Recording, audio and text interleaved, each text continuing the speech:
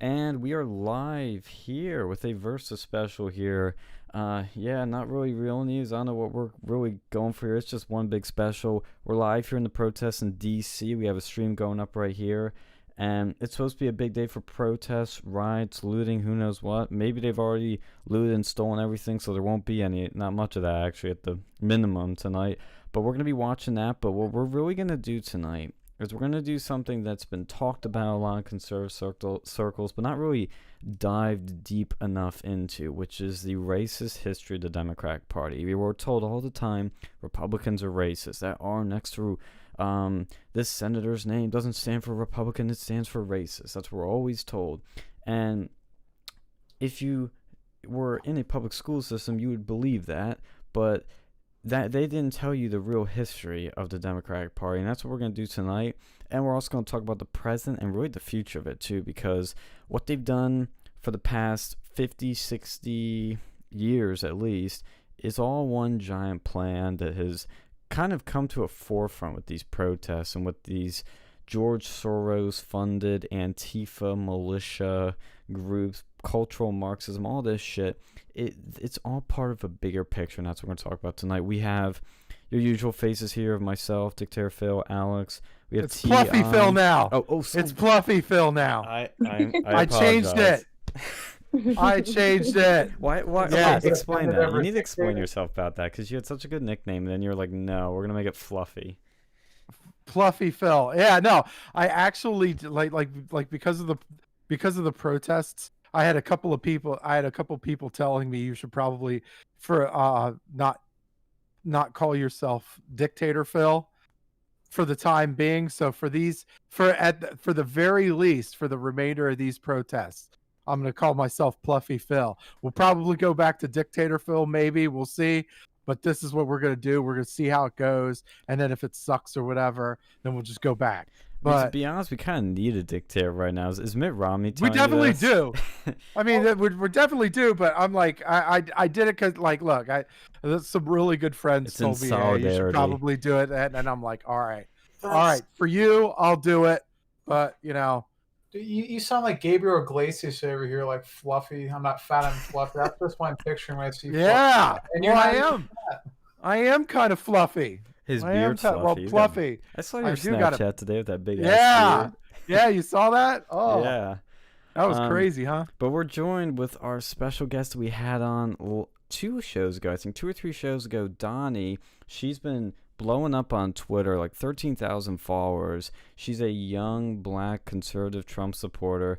Thank you, Donnie, for coming on again. Thanks for having me again. It's a delight.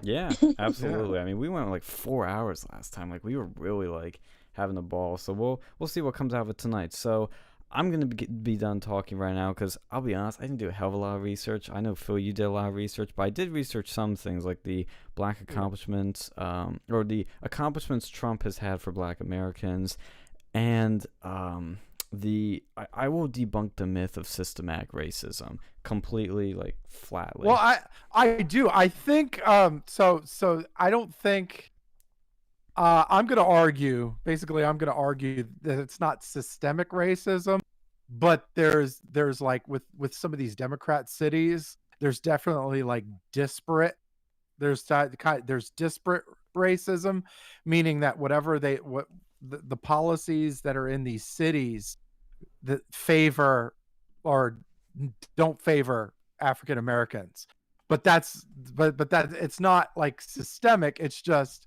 you know, I'll explain it to you. Don't worry, I'll explain it here. So you're saying it's Democrat racism? But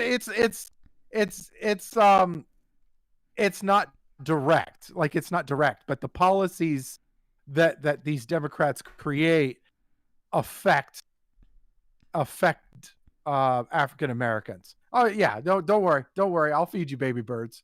So yeah, so they don't like to tell you. Schools don't like to tell you about. They don't like to do the deep dive or the actual honest, truth of what happened in our history. Part of it is because the teachers union are kind of in bed with the Democrats, and so they really don't want to they don't want to shake the tree. They know where their bread's buttered. But we'll start. One of the things we'll start with is and I'll start asking Donnie questions because I know she hey, where did you go? Where did you go to high school? Did you go to high school where you were from, Donnie? Yes, in Indiana. Okay. So yeah, I'll ask you questions here in a little bit. Just to gauge, and I'll ask a couple of you guys questions too, because it's because what you learn in school and then the research that I did seemed to be like two different things. Like, and I was doing objective research too. I was looking up FBI statistics. I was looking up population statistics as far as the census goes. I was going on Library of Congress. I was looking at some of the old congressional records. I did as much as I could possibly do. So anyway, so Civil War happens. The Union wins. They abolish slavery. And the Republican Southerners, they went to join the Union. The Democrats were a little bit hesitant. So they decided to form this thing. You guys heard it, called the KKK. You heard that. You heard that group, right? Yeah, once or twice. Yeah, once or twice, right? So that's kind of where it started, because these were the people, like these Democrats were the people that really wanted to kind of hang on to slavery, right? And of course, Republicans really weren't into that. So yeah, when the abolition of slavery happened, it didn't just they didn't just say, oh, slavery was abolished, here you go, you all free now. It was like they started doing like sharecropping stuff, and they really focused on trying to trap these African Americans, like really try to trap them in the South, try to keep them in debt, and try to keep them.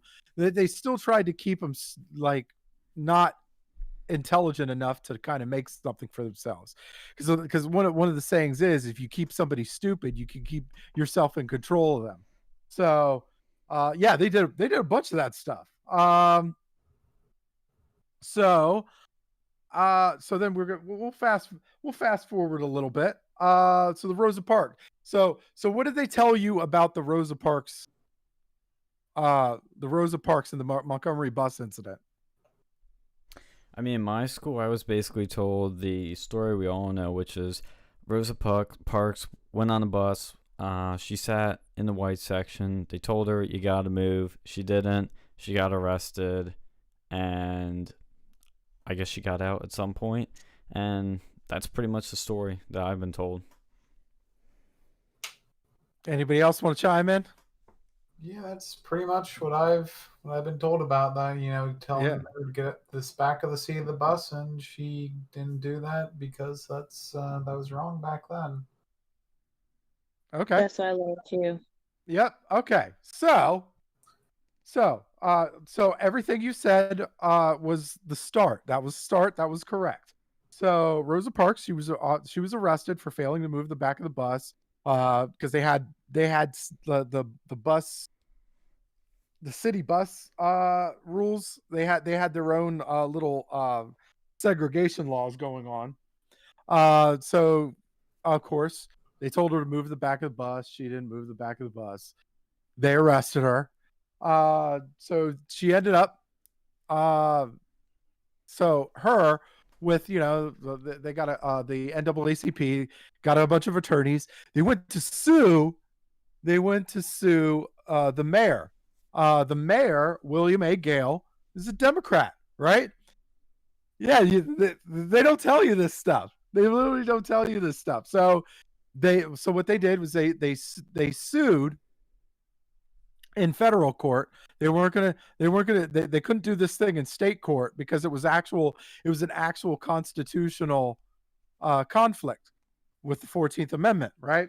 So they went to the federal court, right? They went to federal court in Alabama, and then so Rosa Parks and her legal team, they won that. And then the state of Alabama, or William A. Gale, they went and tried to appeal it to the Supreme Court, and then the Supreme Court, rejected it. So that's how Rosa Parks ended up winning it. So it wasn't, it wasn't these liberals that were trying to, they were selling it like these liberals were standing up for social justice or whatever. No, it was it was these Republicans. The Democrats were, were raining fire on Rosa Parks, and yeah, it was the Republicans that pretty much saved the day. Anyway, moving on. So Civil Rights Act, right? 1964. Like everybody kind of knows about the Civil Rights Act, right? Mm-hmm. Kind of, sort of. Yeah. What did they teach you? I think what I was taught was that Kennedy kind of started, but LBJ actually enacted it. And I don't know the voting history on it. That's the one thing I wish they did teach us, but I don't know if it was universally sort of passed, or if there was a lot of fighting. I really don't know actually a lot about it, because we touched on this shit, but not as much as we didn't really dive into it. Okay. I can answer your question about that. And I was not taught this in school, but 80% of the Republicans were for pushing it, and hard on the Democrats. They got 70% from the Democrats eventually, but it was hard. They were pushing for a really long time. They finally got the votes they needed to get it to go. Huh. Right. Okay. So yeah, you're totally right, Donnie. So it was originally the idea was originally being thrown around by John F. Kennedy, who actually kind of got a lot of support from the Republicans. He was a very, like policy wise, was very kind of conservative, especially by today's standards. Very much into military conflict, as evident by Vietnam, and he went with the whole Cuban missile crisis. Went after the Soviet Union with the Cold War.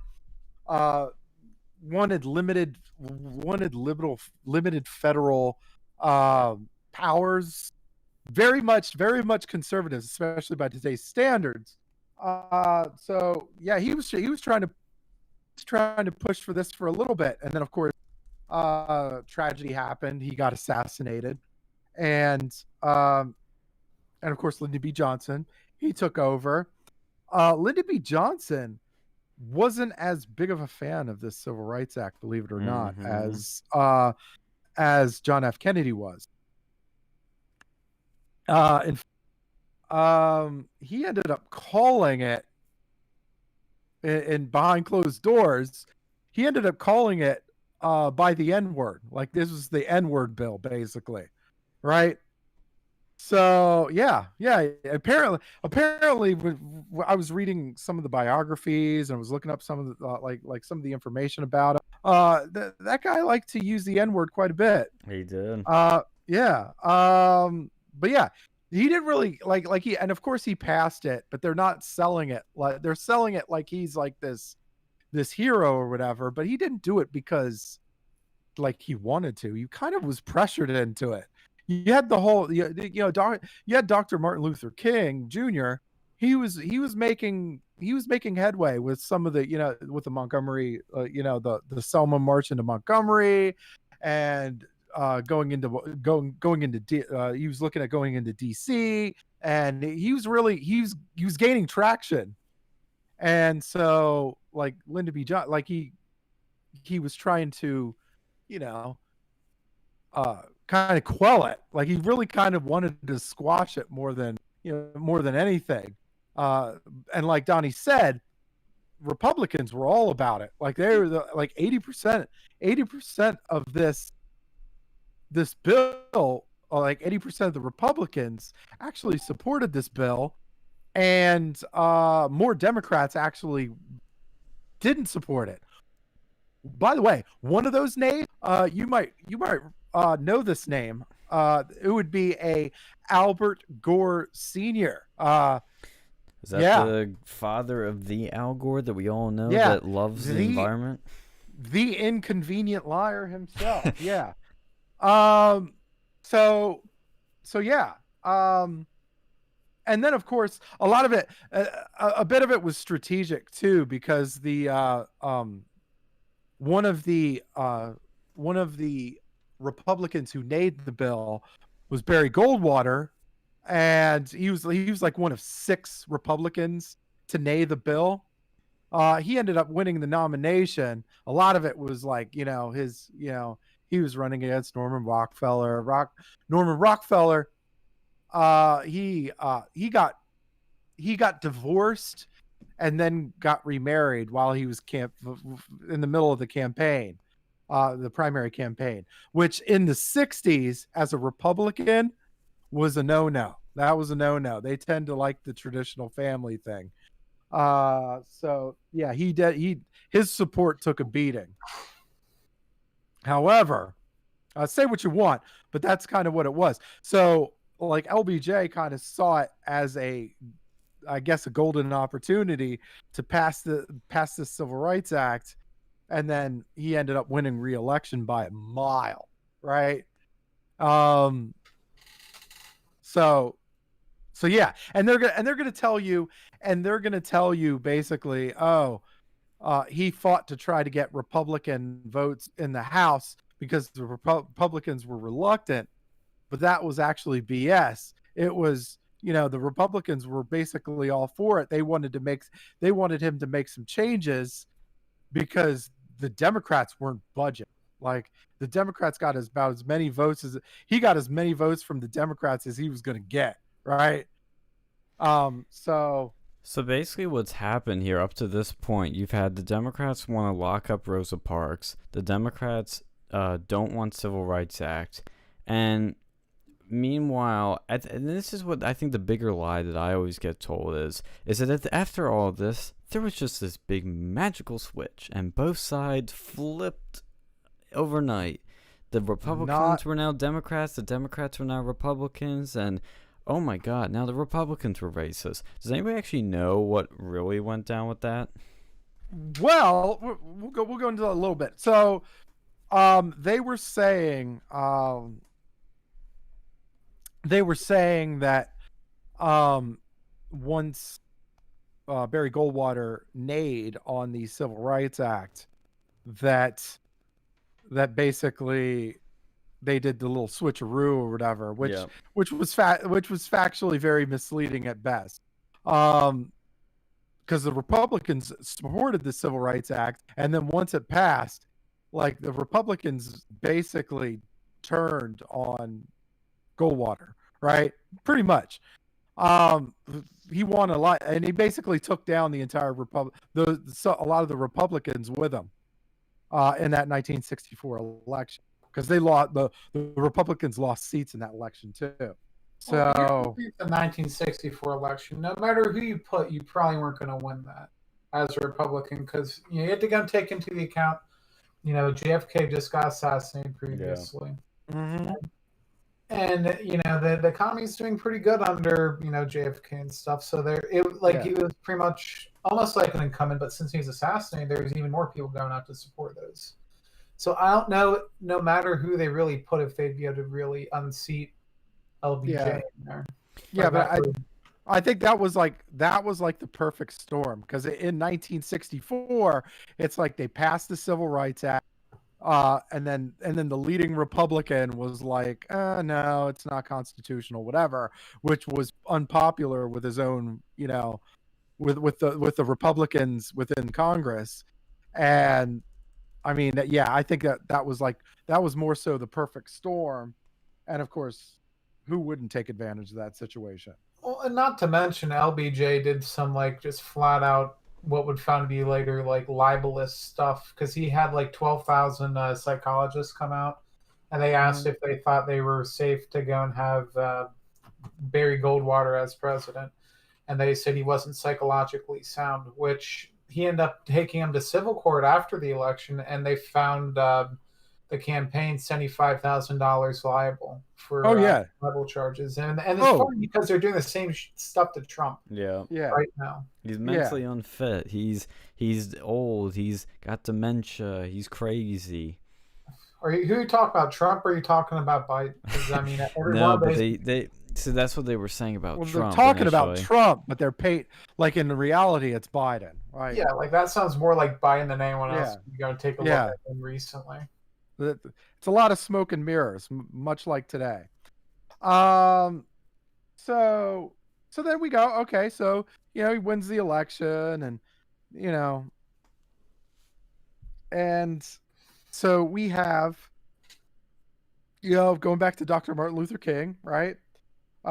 He was still like they didn't apparently in Alabama they didn't take that whole CRA thing very very kindly, right?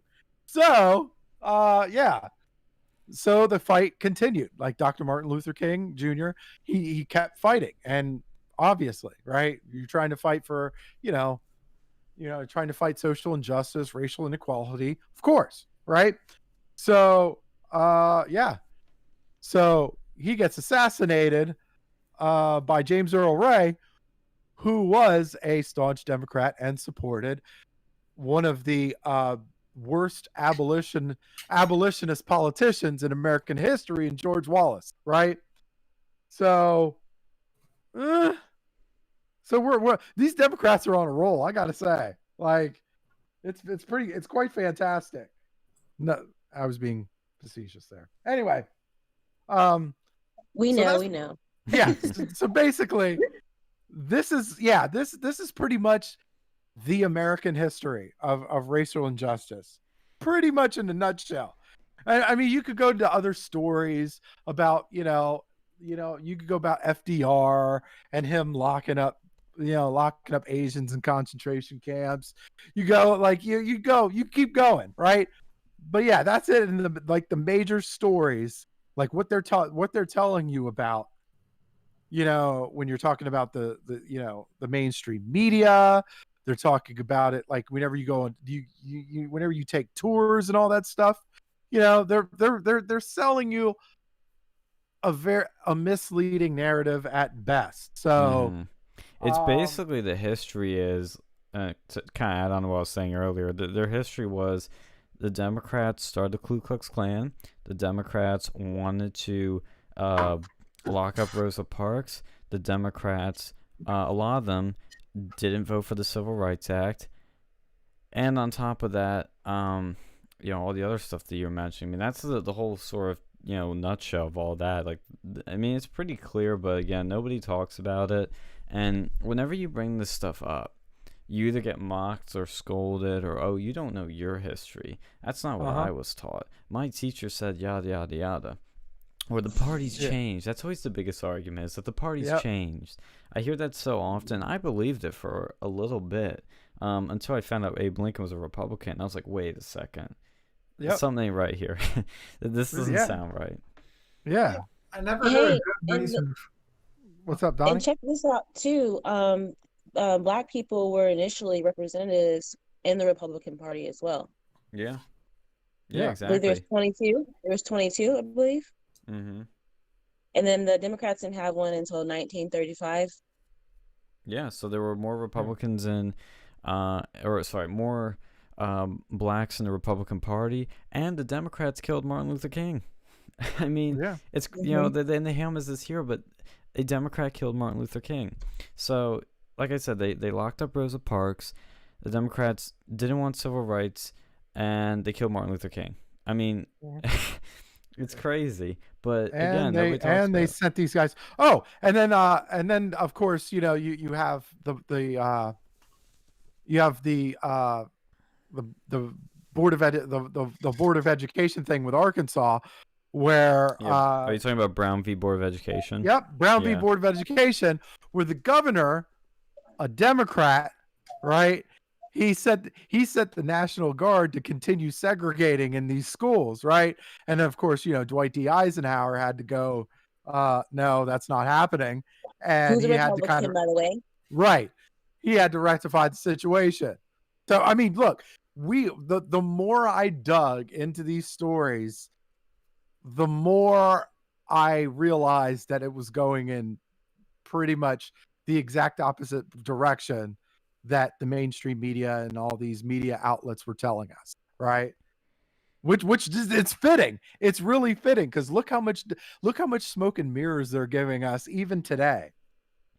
Well, and I saw actually in the funniest sources actually was there was a Vox video about and then they even admitted the Democrats started the Ku Klux Klan, and they showed posters that were or maybe they were newspapers, whatever, but they showed these pictures of comparing the Republicans to the Democrats, and the Democrats were doing political hit jobs on the Republicans at the time.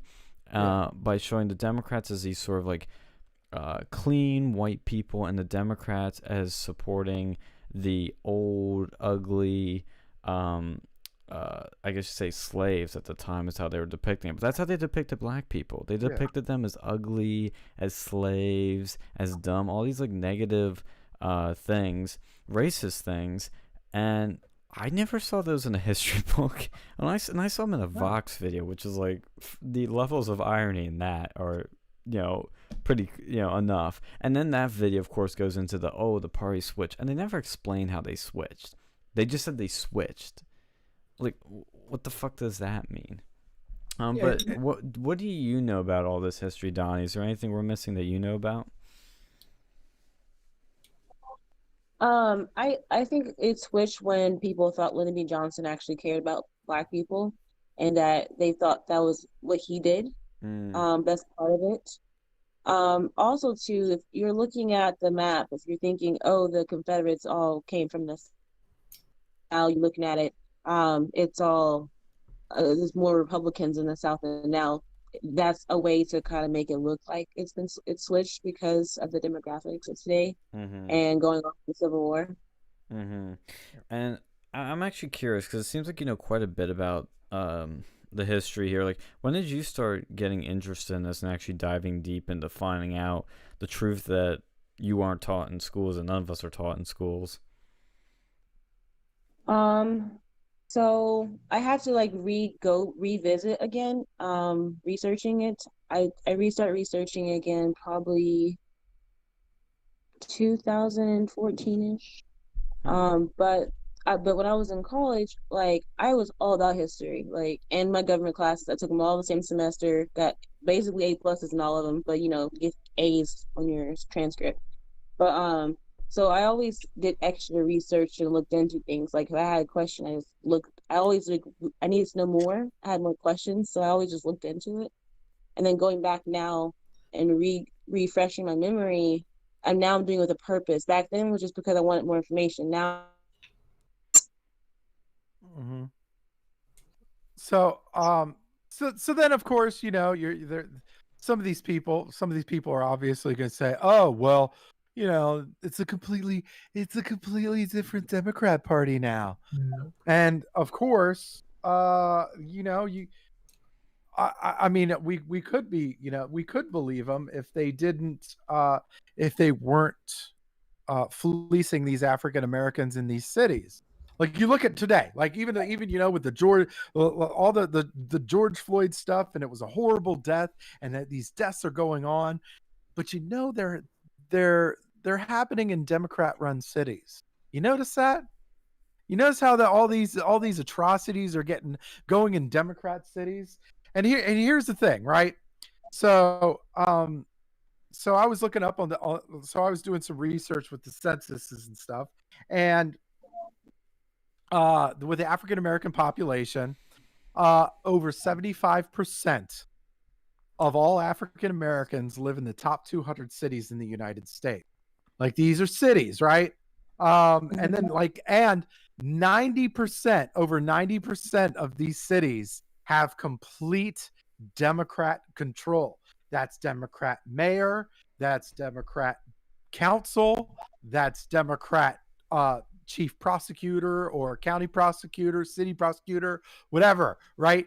Complete control. And these are the major players in the city. right? When you're talking about a city, you're talking about taxes, regulation, you're talking about who to hire and fire. These are the major players that we're talking about here. And like, and the end, it's not like, and it's not like this just happened. Like these Democrats have been in control of these cities for a really long time. And Like, what have they done? What have they done for the black community? This is what they say they do, and this is what they've been. In a way, well, I'll say what they say they're doing, then I'm gonna say what they're actually doing. They say we're helping them, we're fighting racism, we're fighting systematic racism, we're giving you guys a hand up, we're helping you, we're getting you out of the slumps. No, shit hasn't changed in these cities, and it's gotten worse. It hasn't changed. Look, the Republic. Okay, so let's put this in perspective here. Okay, the last time a Republican was mayor of Minneapolis, right? This is George Floyd and Philando Castile country, right? Right. The last time a Republican was a mayor of Minneapolis was 1973, right? The last time that a Republican was mayor of D.C., 1961. The last time a Republican was mayor of Atlanta was 1879, right? Wow. We're talking. So this is years. This is years. This is decades. This is crazy, right?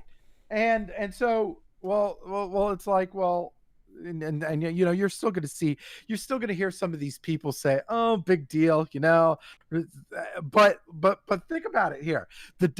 Basically what I'm saying is the Democrat model does not work for everyday African Americans, right? It doesn't.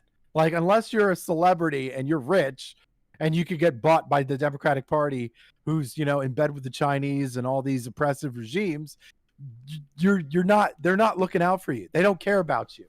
And when the things they have claimed they've done, like affirmative action, food stamps, what's that other thing they do? Not affirmative action, but diversity hires. They do all these things, and they say, and diversity training, and just diversity in general. Mm-hmm. But what is it actually doing? Is it helping black people? Is it helping any minority group? No, because it's lowering standards so that they bring in people that aren't qualified into positions, and then they have trouble doing the job because they're not fit for it, and then they either stick around and there's a bunch of problems, or they get fired and people start crying racism, and when they do stick around their problems, negative stereotypes form and you get more racism. It hurts their own communities. Like, they're not helping minorities here, they're hurting them. If you kept the standards the same, you made it only qualified people come in, then you get qualified minorities coming in, qualified white people too, qualified everyone, and those people succeed, those people have families, those people prosper, and the people that aren't doing so good, maybe they get their act together because they have some punishment now, or some some sort of kick in them. That it's like a child. Like, if you have a child and they're misbehaving, you gotta discipline them, or else they're gonna keep doing what they've been doing before. And there's no there's no standards, and you need to have standards on people. If you give them standards, then they will succeed. If you don't give them standards, they fail, and that's what's been happening. And like with the diversity hires too, it's just, and these companies don't give a shit. It's just for brownie points. Good example of it, because the diversity hires are they're not. A lot of these companies really aren't doing it because they're socially in tune with the times. They're doing it because there's tax breaks and there's diversity grants. That's what's driving a lot of these diversity hires. Well, and some of them think that if they do this, they get a lot of traction on Twitter, and they're woke, and they get their name out there in a positive light. Like, but here's the irony of it, and this is what I think we should also dive into, because the past, a lot of people are going to criticize the past and say, well, that's the past. What about now? Now Republicans are racist. It doesn't matter, like, if Democrats were in the past. Well, do you think McDonald's gives a shit about helping minorities? Because they act like they do, and some people retweet them, like their tweets, and share their shit out, because they changed their profile picture so it has a black background. Oh my god. They're in solidarity right here. They're really changing the world. They're ending racism right now. No, McDonald's, and this was a funny meme that I posted on my Facebook, and that a bunch of people are sharing on social media, where actually I'll pull it up right here. We'll get off the live stream for a second, but it had a tweet where McDonald's is like, oh, we stand with George Floyd and all these protesters and yada yada yada, and then right below it's an article that says McDonald's in China ban black people. Well, to be fair, the one in China is probably slightly. I don't know if it's run by the same people that run it in America. It's probably like owned by the Chinese government. Probably, but it's still McDonald's. You know, it's still their shit. And but a lot of that is a good point too, because a lot of these businesses, like a lot of these businesses, they're doing business in China. China's been like.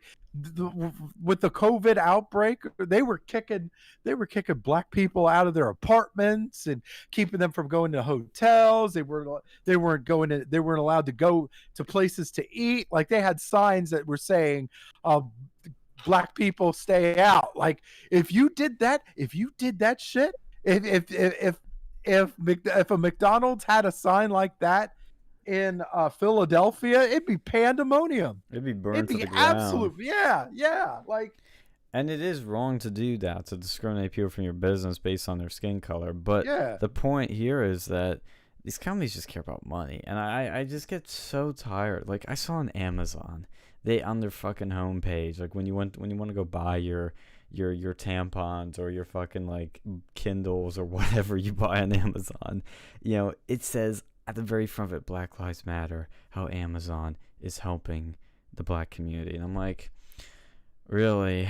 Yeah. You really are. The only person I think that's actually helping in all of this mess, the only person with a big name that's actually helping is Kanye.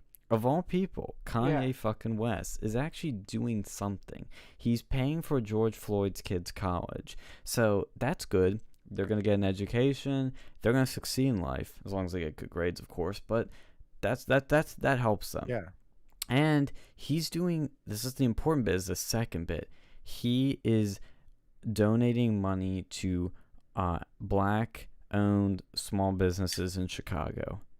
That is something none of the Democrats are doing. They don't care about that. They're not doing anything about that. They're seeing them getting burnt to the ground, and they're like, oh, we're going to bail out Antifa from jail. We're going to bail out the people that burned your business.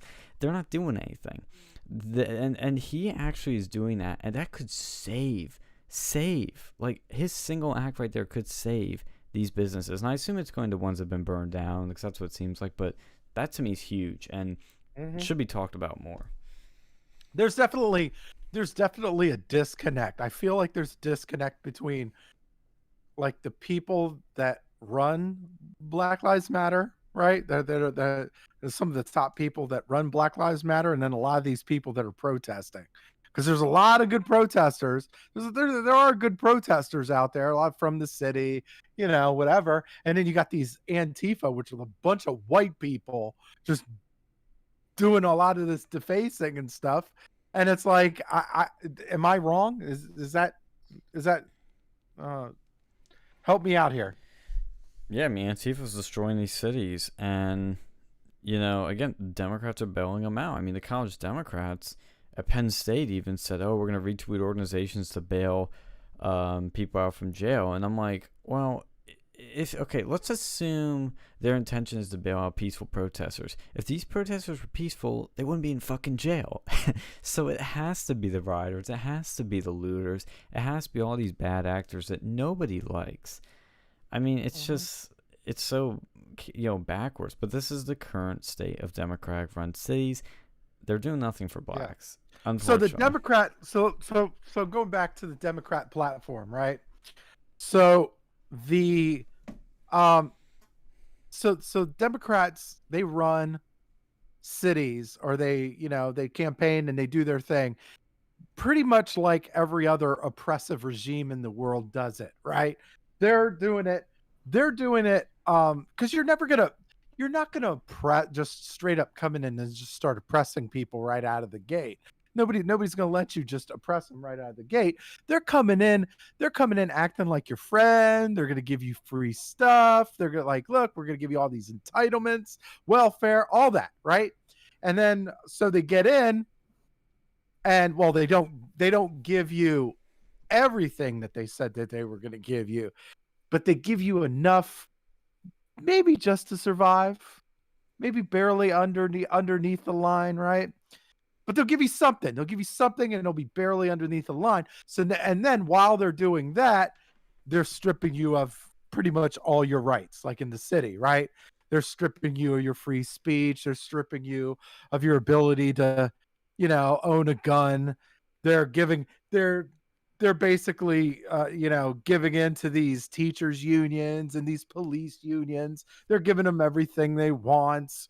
Like, and of course these police unions, they have like their qualified immunity and all their legal protections. That when you're protected like that, you're not going to really, the motivation really isn't there to do a good job beyond, what you feel as a person, right? Well, and the other thing too is, I'm just realizing sort of the bigger picture here is that when you see all these things that they're doing, the radical left wants to tear down tradition. They want to tear down God. They want to tear down family. They want to tear down statues. And because I'm looking here at the live stream, and this triggered me. I'll admit this triggered me because this is insane that we've come to this point through all this. The mayor of DC painted on the road to right in front of the White House, Black Lives Matter in big yellow text. What the fuck does that accomplish? That is the dumbest thing I've ever seen. And everybody's always got to make these disclaimers for all these things. I care about Black lives, but this is, I wouldn't have done this. Yeah, it's like, obviously, we all care about Black lives here. That's why we're having this conversation. But this stuff does not help anyone. Lighting, fucking paint on the street helps no one. How about we clean up the streets? How about we clean up the communities? And then they changed, and one of the historic church, the St. John's Church, that got burned down by rioters, Antifa, looters, BLM, whoever. The street sign got torn down, I think, by a group of the rioters. And so the mayor replaced it with a street sign that said Black Lives Matter. A historic street. They are tearing down tradition.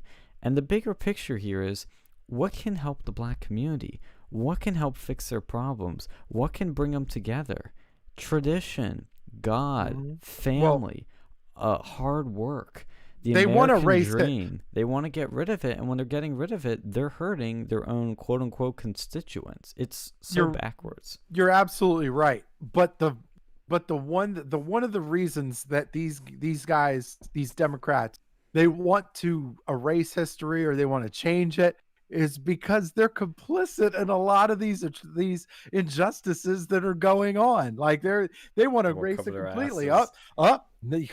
Cover our asses. Nothing to see here. Move along. It's the other guys.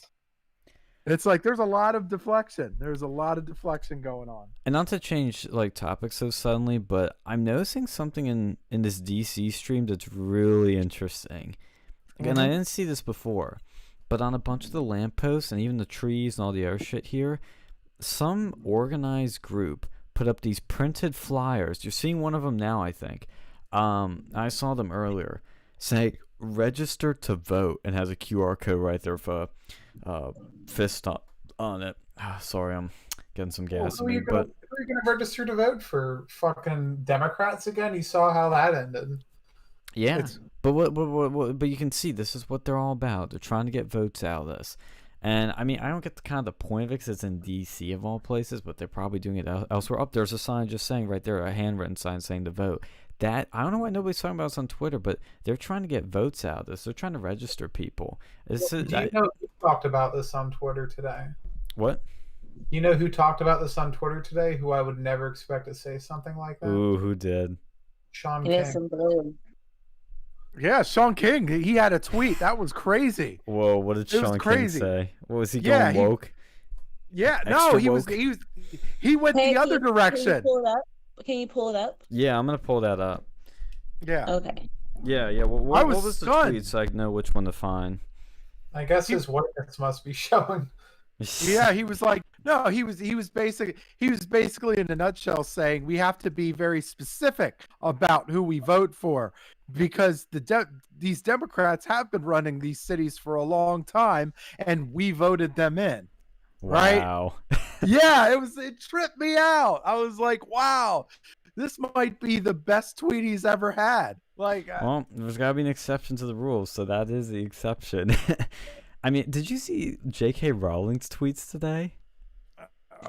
Oh my God, she was going full like, "Hey guys, we need to recognize that there are two sexes, because if we don't, then trannies don't exist." Like, she was going all like, or I think she said something like that, and like people were freaking out. They're like, "Oh, she's a TERF." Oh. Well, she's been saying that for a while, actually. If you've like kept up with her, like I've heard stories like a while ago because I think someone complained, like she was speaking with a women's rights group or something, and like some trans.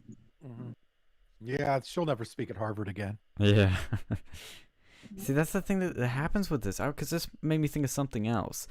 And Chadwick Moore had a better word tweet about this. But you notice what's really funny here is all this profile pic changings and Blackout Tuesday, all this shit to show, hey, I care about black people on social media by these woke companies. It's all happening during Pride Month. Aren't they kind of trampling on the gays here a bit? Like, think about it. They're prioritizing one group over the other. Maybe not intentionally, but that's what's kind of the message that could be being sent. This is the problem with this shit, with this identity politics. Yeah. Yeah, that's interesting. I wonder if they're going to bring that up, like, because I imagine a lot of pride parades got closed because of COVID-19. Yeah, but I imagine there's not a lot of social distancing going on at these riots. So it'd be real interesting if you see some gay people start to get upset about this. They should. So going that sorry to cut you off there. Going back to the cities, right? Going back to the over 75% of African Americans live in these top 200 cities. So going back to the disparate racism, right? It's not like direct, but really when you're talking about these cities with all of these regulations, like they're just nothing but regulation after regulation after regulation.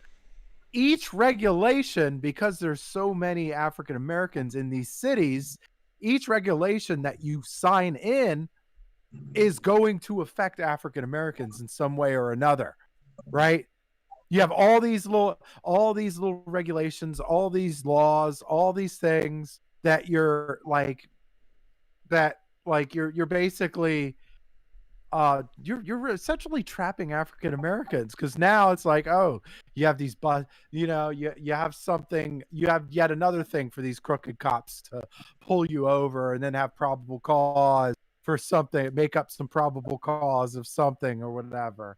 And like this is what I'm saying. It's like there is disparate racism, but it's like it's really on the Democrats, and it's really on the side of these outrageous legislations that are going on within these cities. Yeah, I found the Sean King tweet. This is what he said. And it got 38,000 likes and almost 17,000 retweets. Sean King, stop generically telling us who to vote in response to all the police brutality we are having right now. Yes, we should vote, but we have to be very specific. Democrats, from top to bottom, are running the cities with the worst police brutality in America right now. We voted for them. Holy shit. Mm-hmm. He actually is, I can't believe I'm going to say this, but Sean King nailed it. Like, he's right for once in his life. I don't know what got into him, but this sort of shit actually is good. What was that? Yeah, that's interesting. I would like to know what his intentions are for that. Maybe he feels like it's being hijacked. Maybe they'll start losing support from different companies if it appears that they're terrorizing or vandalizing and doing riots. That may be a branding concern. I'm not really sure why he actually called out the Democrats. It's kind of weird. I'm not a fan of Sean King. Y'all may notice. No, I mean, not a lot of us are, but like, I mean, Brandon surprise, Tatum surprise, but Brandon Tatum's reply to this tweet was just "You are white!" ! Yeah, I mean, seriously, and yeah, he said so much. He said so much shit that you kind of have to but you're right though, Donnie. Like he said so much. He said so many tweets before that you kind of you have to pause. It's like you have to pause just by history alone. Like it's like, well, was something else going on here?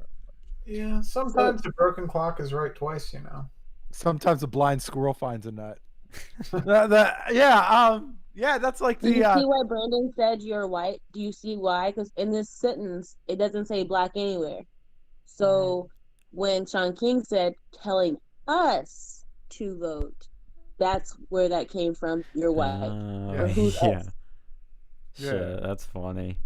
Well, actually, Donnie, do you think Sean King is white or black? I'm curious about this. I don't think he's black. That's actually the best response. Yeah, because we don't even know if he's white. Like I see so many Democrats calling him. They say he's black, but now I kind of wonder if that's going to change after his recent tweet. I think he's white now. I actually saw like a little Don Lemon video, and he was talking to a few people, and they were talking about Sean King, and he's like, question him on it. They don't push them that hard, but he was questioning him on it, but he wasn't very like, yeah, I'm black. Here's my proof. That's not what Sean King did. Sean King tiptoed around it, didn't get back to them, I guess. And I don't think that's something a black person would do. Yeah, I mean, he refuses to take a genetic test. He's basically like he's saying his mom cheated on his dad with some black guy. With no proof. Like I think Sargon did a video on that a while ago, back when he used to listen to him. Interesting. I would first of all, I want to. Yeah, what was that? I want to point out something. Sure. Black.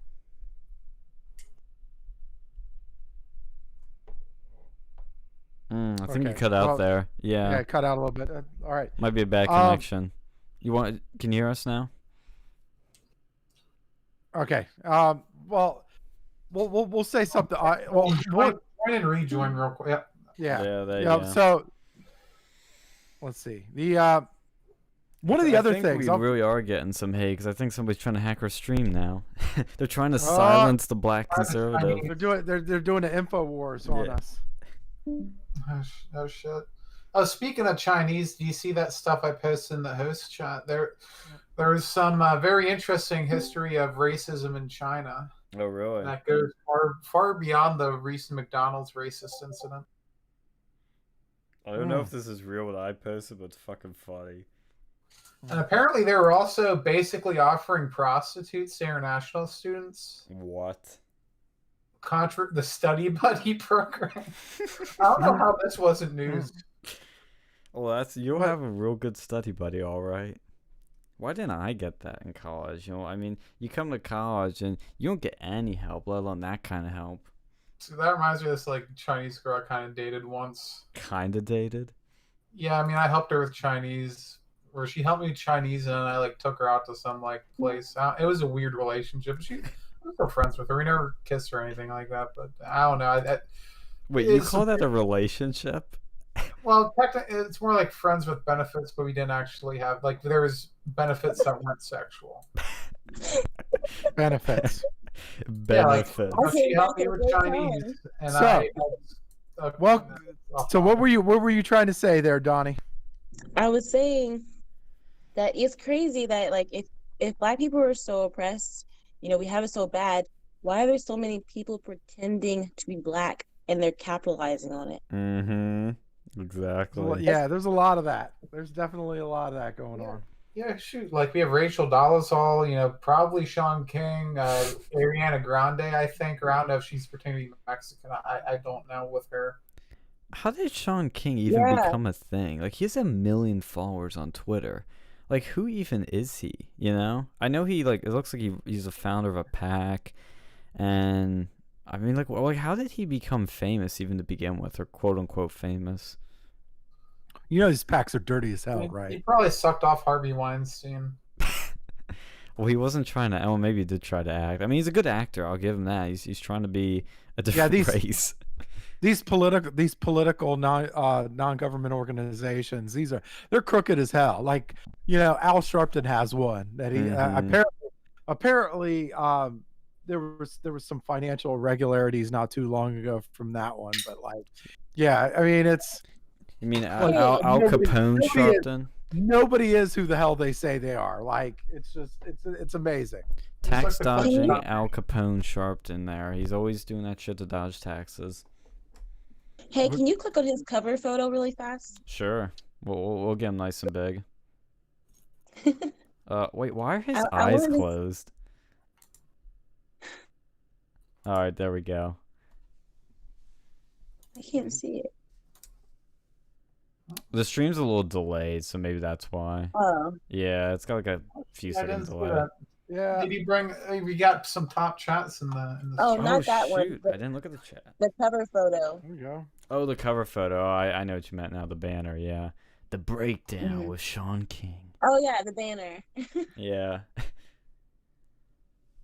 Wait, is he with Bill Ayers right there? Is that fucking Bill Ayers? I don't know. It kind of looks like it's him. probably still delayed. I can still see his face. Yeah. Yeah, he is not black. Not at all. How dare you deny his identity? Okay, so what I wanted to see was, you know, those look like high school pictures. In that picture, looks like it was made to be more yellow. Because look at the background; it's yellow too. Yeah, the coloring looks altered. Definitely. God. Who does that to themselves? Like, honestly, like it's a weird thing I'm seeing. Like, cause you're seeing also just sort of a reverse of it. Well, maybe it's a reverse. I don't know what the fuck it is. Where you're seeing white people go to these Black Lives Matter protests and apologizing for their white privilege, denouncing their white privilege, and hating their own skin tone. And I'm like, it's like the most bizarre thing. Like, who gives a shit what your skin tone is?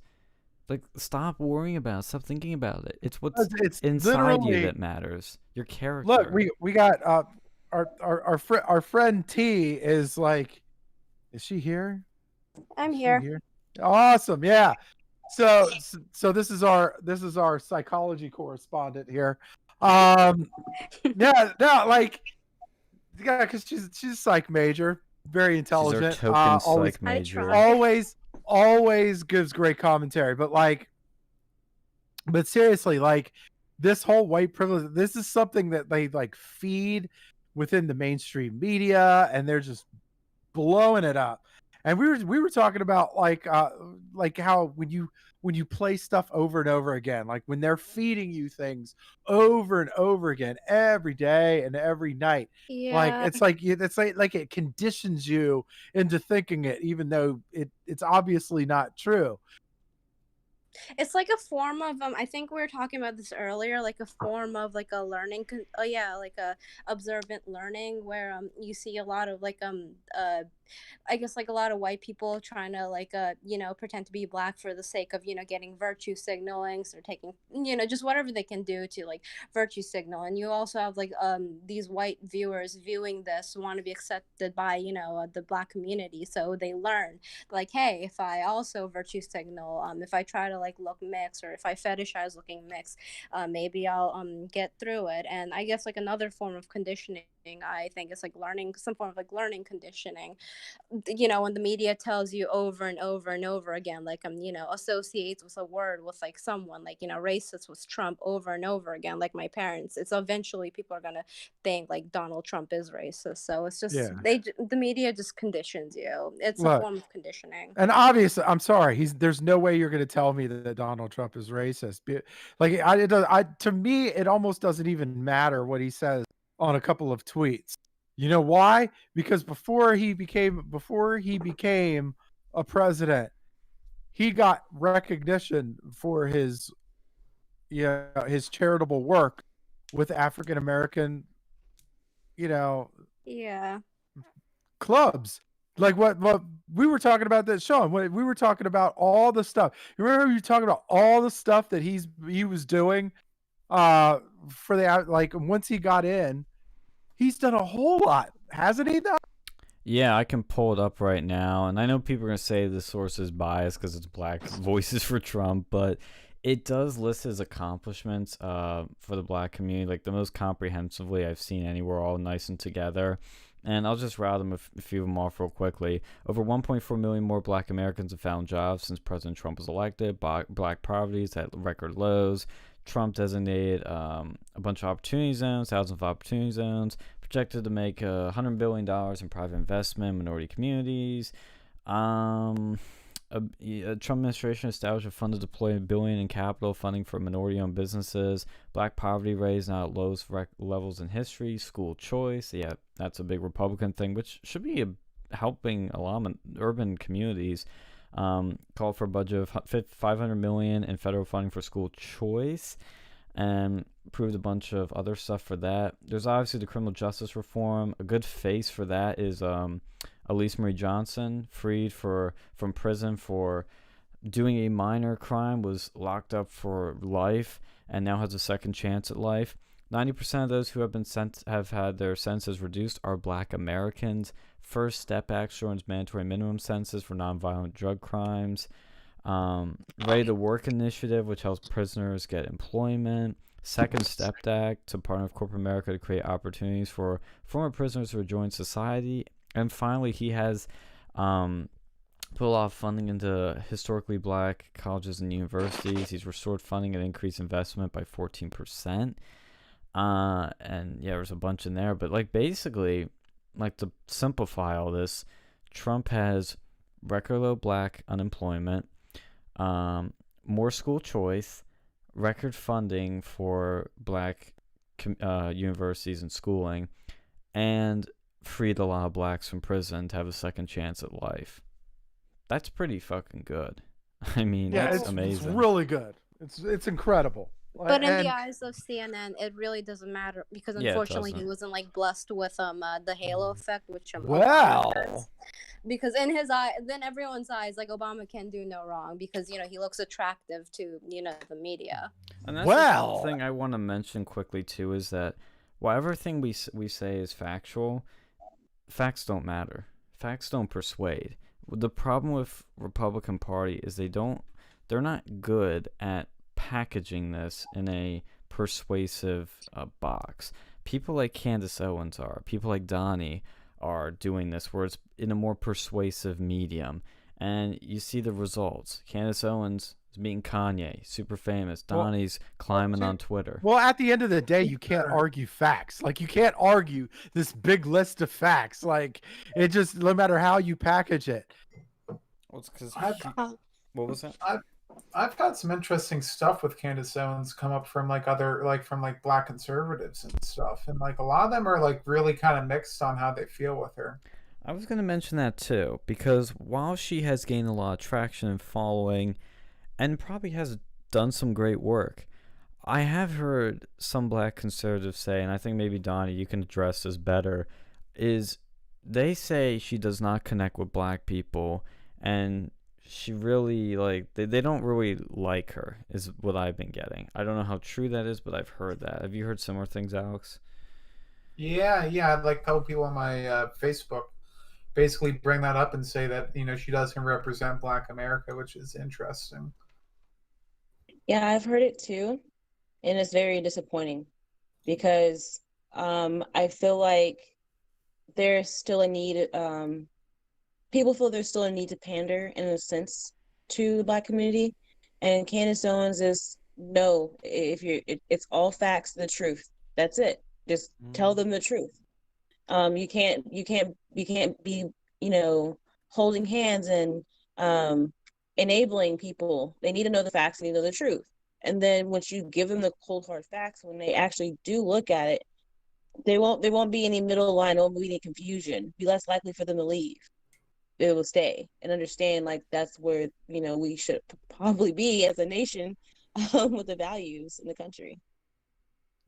Okay, so you have a lot of celebrities, right? You have a lot of celebrities that are pushing all of this anti-Trump and Yes. defund the police narratives and all that.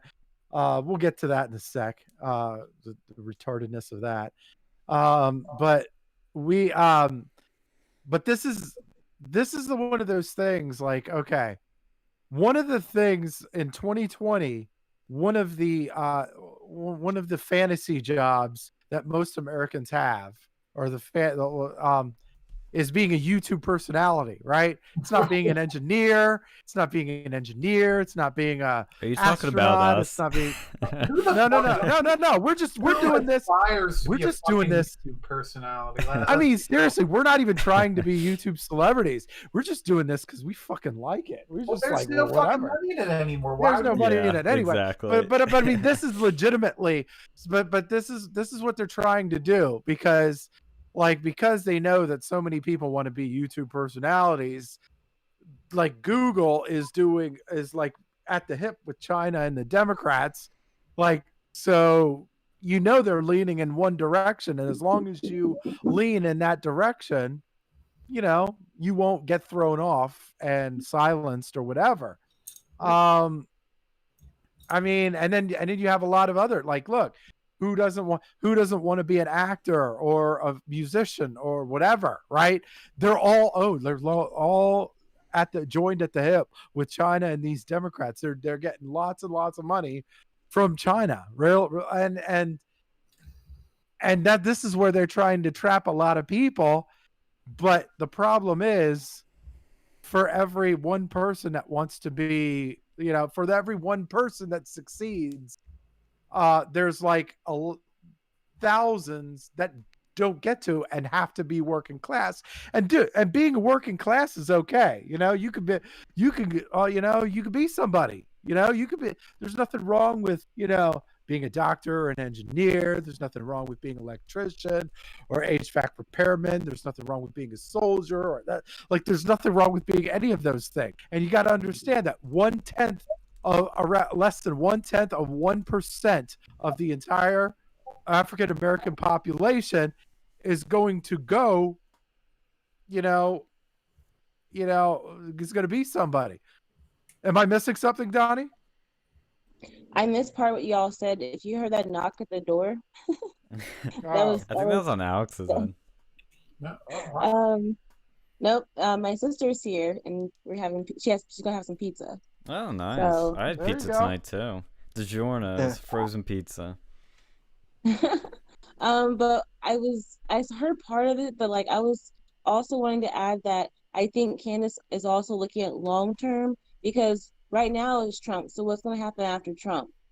So we have this MAGA movement. We're getting people who are, walking away from the Democrat Party, but we have to look at the long term. Trump's not going to always be running for president. Do you think Candace Owens has political aspirations, like to run for state or maybe even the president at some point? Yes, she said she was on Glenn Beck's show. Yeah, I was gonna say, she sent out a tweet too. She was like, you know what I thought about, but like basically just said like, fuck it, I'm gonna do it somehow, some way, at some point. And I've kind of seen it in her. Like, I bet we've all seen those clips when she's testifying in Congress. She's really good. Like, say what you will about her, but she is extremely good at presenting herself and presenting what she believes in a fiery, passionate way. And she's got name recognition. She's good looking. She's charismatic. She's got a lot of boxes checked. And depending on where she runs, she could pull it off. Yeah, and she's motivated a lot of other people who were the silent majority to come out and say what they felt.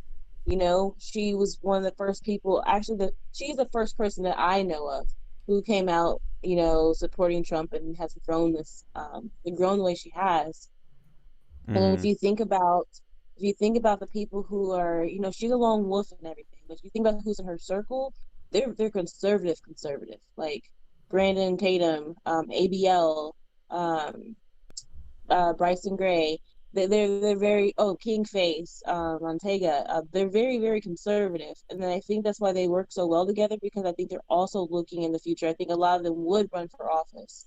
Montega is running for office against AOC, but Hey when guys, asked about it, Oh, hey, Sam. Sam. Hey, Ooh, Sam. there we go. the based cripple man is here, and I'm You and just I'm- coming to boost our like diversity here? Is that what you're trying to say?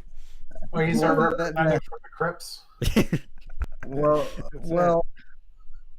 no, the Crips, that's Donnie's area. Oh, apparently. shit. Oh no. Oh boy, shots fired. Well, the Crips well, are my area.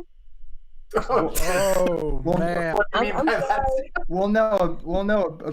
Apparently, I was told that like only black people could be Crips by a white liberal. So I'm just Oh goodness, I don't know how that works. I'm just telling what I was told by a white Antifa liberal. For a moment there, Sam, I had my finger on the ban button. You were like, you were testing I me. was sweating bullets there for a second. Like, I made you a fucking moderator last time. This is what we get. Let's be real over here. How many gangs outside of like TV gangs are like actually comprised like multiracial gangs? You know, they're pretty rare. Let's Yeah. be real. Even Antifa is not multiracial. Yeah, mostly pasty white guys. Yeah. yeah, I could see. I can see these white liberals going, "Oh yes, I am a part of a gang.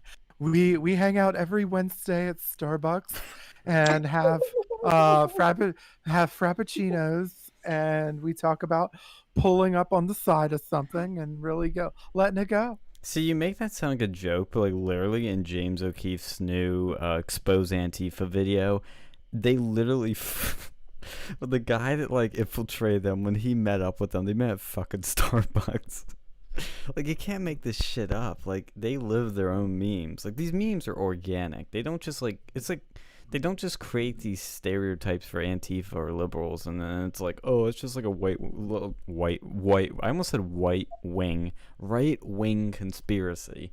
No, they come from what we see, and we see fucking Antifa and all these lefties like with their frappuccinos at Starbucks, and their I can't imagine what that conversation's like. He's talking to somebody. Look, you ain't gonna take no shit, okay? We're gonna go over there and we're gonna fuck their shit up.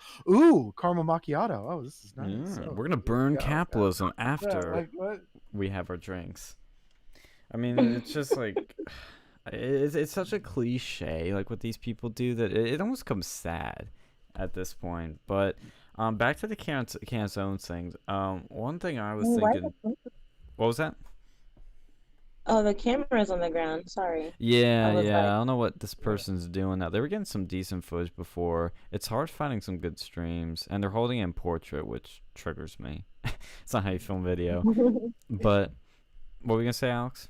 Do you ever see the ones with the Pittsburgh streams? Because I'm interested to see how that's going. Because I had a guy yesterday who actually visited that, and some people were trying to like steal his motorcycle. Oh shit, really? Yeah. Yeah, I'm gonna pull up the pit. I'll search on my phone for some pit streams. Like, even in my hometown, which I'm gonna keep undisclosed so I don't get fucking doxxed. But there were National Guard deployed to my hometown at the university near me. At I'll just use the abbreviation of WC University, and they had, I think, like 3 National Guards there. And I don't know if it was the kids or the administration or whoever in the university complained and got them to leave, but there were pretty decently sized protests there. So it's weird. Yeah. But what's crazy is this shit's going international. Like, no offense, but like, what do people in Paris like know about this or care about Well, this? okay. To be fair, Paris is always going through. So there's a That's true, they're protest always every rioting. fucking day in Paris. Like they're just consistently beating the shit out of each other, like in protests. Like I don't know what's going on. It's like The yellow vests are probably still protesting. Yeah, I never really remember seeing a resolution to that. I don't know how, like, they just stopped after a while or what. Yeah, I don't know, honestly. Like, that's what's, Steph, like, when there's any sort of populist or right wing protests, they magically disappear from the headlines and they stop talking about them. Yeah, Sacre bleu croissant. The media is my biggest concern over here. It's like they always push their agenda and I think if it wasn't for the media and if it wasn't for some of these non-government organizations that basically fund these groups, there wouldn't be these protests. Because how many white people were killed by cops, like in egregious manners? Well, it's a good segue because I was literally just about to bring that up. There was a fantastic article from National File who I got to meet them at CPAC. They're pretty great people. They did a great article bringing up statistics from the far-right Washington Post to debunk the whole systematic racism myth. It says right here, according to fucking ads. According to data compiled by the Washington Post, American police killed a total of 1,004 people in 2019. So 1,000 people killed by cops in 2019. Of those, 371 were white, 236 were black. So more white people were killed than black people by cops. And then we dive deeper. Of the 375 white people killed by police, 20 of them were unarmed at the time. Of the 236 blacks killed by police, 9 to 15 of them were unarmed, depending on definition.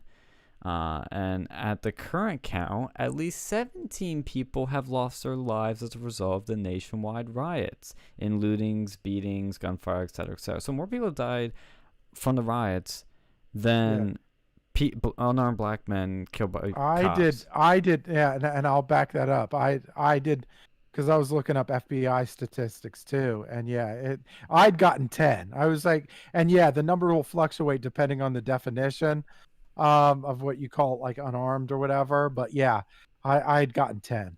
So here's the thing, 10. and this is what the media is acting like.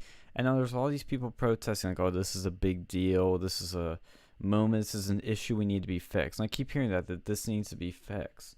Well, first of all, what is the issue here? Because honestly, it's not racism. It's not systematic racism. Is it police brutality? Maybe, but that's kind of always going to be a thing. Maybe you can make it better, but the whole foundation of Black Lives Matter and all these groups is cops are hunting down black people, cops are killing black people more, and it's completely false. And when you look at the stats, even at the highest number, what was it, like 15 or something, that is still pretty freaking rare. Like, do you know how rare that is? There's millions of people in this country, like, what, 300 million? And only 15 were killed. 15. There were unarmed black men.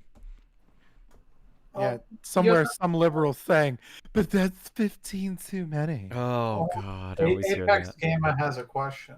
Oh, shit. I turned the chat off. I'll open that back up. I was looking for your PID protests, and there aren't any streams. What's the question? But what's the percent of the black population compared to whites? How does that correlate at Donnie? So I'll let Donnie answer that one. Can you repeat the question, please? But what's the percentage of the black population compared to whites, and how does that correlate? Well, I believe it's 13%. Is for the black population total, but as our good friend Candace had brought up, as well as you should look at the totals of the people actually committing the crimes, because not all black people commit crimes, not all white people commit crimes. So you can get accurate numbers. But the issue becomes that even though black people make up 13% of the population, they're disproportionately committing more crimes than other groups, which is an issue. And look, it's not racist to say, because it is a fact, and it's a problem. And if you want to fix a problem, you got to identify it and then think of solutions. So the problem is that, and then we got to fix it. Well, it is and we're getting into we're getting into this regulation, like we're talking about, like, look, like black people feel in these cities, a lot of them feel, whether it's legit or whether by conditioning, feel like that the police can't take care of them, so they got to take care of themselves. So some of them will, some of them will get firearms. Some of them will get them not legally. Okay. And I'm not saying that's everybody. I'm not saying but I'm saying, they're going to, they're going to do what they feel they have to do to protect themselves and their families. And by doing that, then they put themselves into additional harm's way. But it's the mainstream media. It's the mainstream media's BS combined with the police, the police. And and there is, there's some bad cops out there that really do put the, put the alarm, really do put the alarm on somebody. I could remember, like, one of my friends that I was stationed with in Hawaii, he got stopped a couple of times by the same cop, and it was a Pacific Islander that did it, and he was just like, and he told him to get out of the car both times. It was for the first, like, and it was very egregious, but it was like, you could tell. And I never got pulled over. I never got pulled over when I was in Hawaii, and it was like, I don't. There's a lot. There's a lot of things that go on between, your daily life and then getting pulled over. I get that. I could kind of, in a way, I could kind of see where there's a little bit of room for pause, but then, I could also kind of see the bigger picture too. But the mainstream media doesn't. They don't help the situation at all. No. Oh, go ahead, Donnie. You gotta. Go ahead. You were saying something, Donnie? Going back to Black people deciding if they want to protect themselves and get firearms, depending if they get them legally or illegally. But I think that there's a group out there, I don't remember what they're called, but they're actually like, I guess, like Black NRA, like teaching Black people about guns and teaching them about how it all works. I feel like that needs to be pushed a lot more too. I think that would help a lot, because there's people 100%.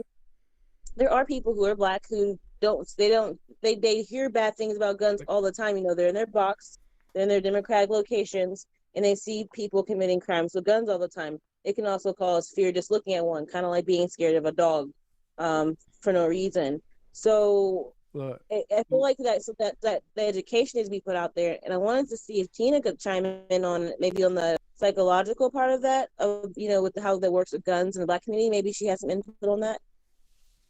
Is her name? I'm saying Tina, right? Correct? Yeah. Right? Well, T. Yeah, we're abbreviating her name. Yeah, we're abbreviating her name. What about it, T? Sorry, can you ask that again? I tuned out. Oh. No, you're good. So we're talking about Black people arming themselves and getting guns. And I know there's some organizations out there trying to push that and send out the education. But I also know that, with Black people being in cities and boxes, they hear about guns being bad all the time. Guns are scary. They see people committing crimes with guns all the time. How do you think that we could get past that, psychologically, not me necessarily, but, as a Black community, to where they would push more, knowing that, hey, why are you trying to unarm me? This is my right. They know this is right. What do you think? Unfortunately, this answer is there's no one way, but it's probably gonna be like a more of a long-term effects. Like, I think it first starts off with like the media needing to butt off from people's opinions. Not gonna happen. Yeah, it's not gonna happen, but there also has to be a lot more leaders, another way, more Black conservative leaders who's very pro gun, pro Second Amendment, and who can connect with Black people in general, can for example make a music video that is very pro amendment, and that can stick to many people's it can stick to people, the community. Another way is if for example, if there's a group of people and they've been personally impacted by a horrible crime, and they had no way to protect themselves, and then in the group of people there's maybe a guy with a gun that was able to for example the church shooting back in Texas, that really showed hey, if we had a gun we can protect ourselves from terrible people. So if you have personal incidents that happen to you, that's another way of realizing hey, maybe we do need to have guns with us. Hey, maybe you shouldn't put that many restrictions on guns. So there's many ways, but it's more like long term. Some are like, exceptions, such as like, having leaders in the group.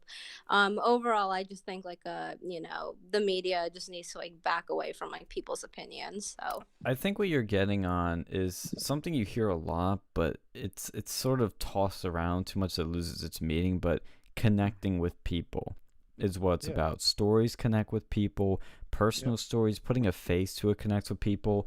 That's what, look, Rules for Radicals is written by a lefty, but his shit works. What Alinsky talks about in there is effective, and that's why it's used. One of the things he talks about is personalizing. You pick a target, personalize it, attack it, whatever that is. And he also talks about how, like, if you're going to fight for a certain cause, you need to personalize it in some way. And you see Republicans do that for illegal immigration. They'll always bring up Kate Steinle. And that's why you hear these names attached to bills and things like that. Good story, even if it's anecdotal, it personalizes the issue. Because just saying crime, it's a broad concept with no real visual, with no real emotion or connectedness to it. But when you add a story to it, totally changes all that. And with having certain leaders in the Republican Party that are black or other minority groups, that is effective. Because if you're just sitting there, and look, I hate identity politics. I don't want to play it.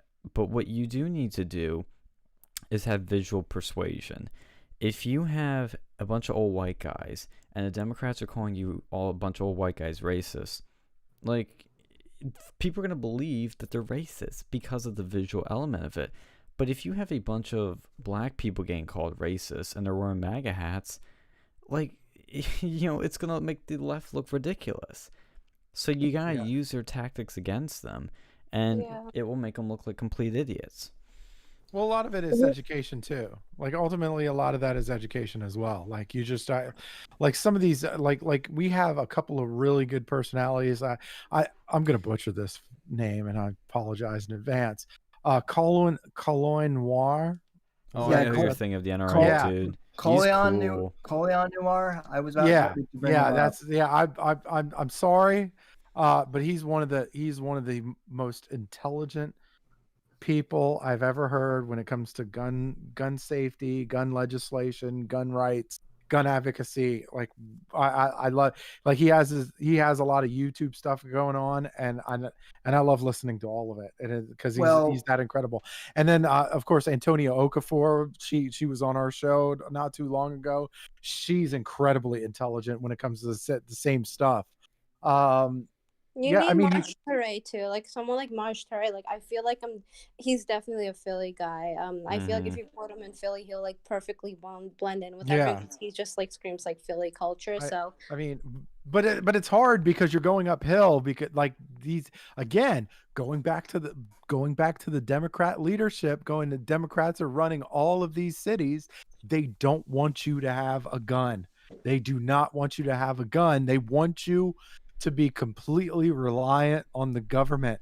And as we've been finding out with these freaking riots, that even with the best police force on earth, with the NYPD, with the wrong leadership, Bill de Blasio, I'm talking to you, the whole thing could be butchered. And so you really need to be able to protect yourself.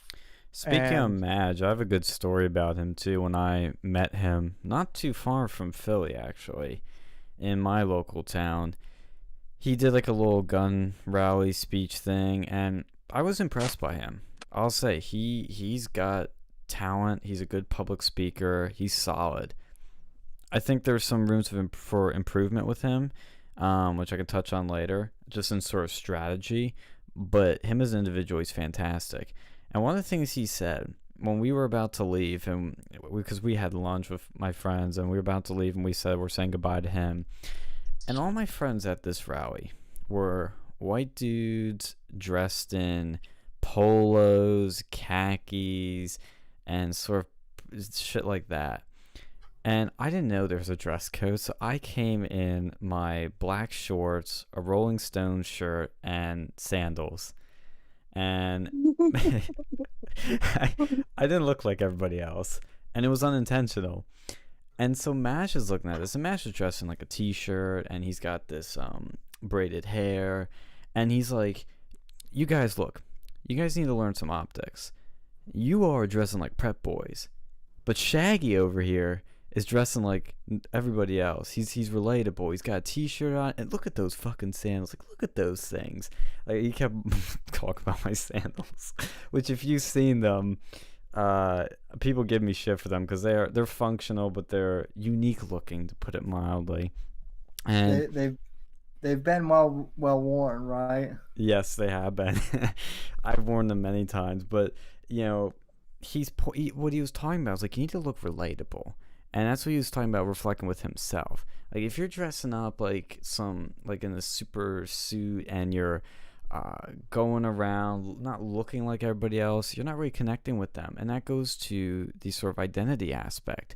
If you have a bunch of white people telling black people what to do in the Republican Party, I mean, it's not that relatable. But if you see somebody that's from their community, that's of their ethnic group, that's maybe of their gender, like, it just connects more. And look, I hate identity politics. I don't want to play this game, but optics matter.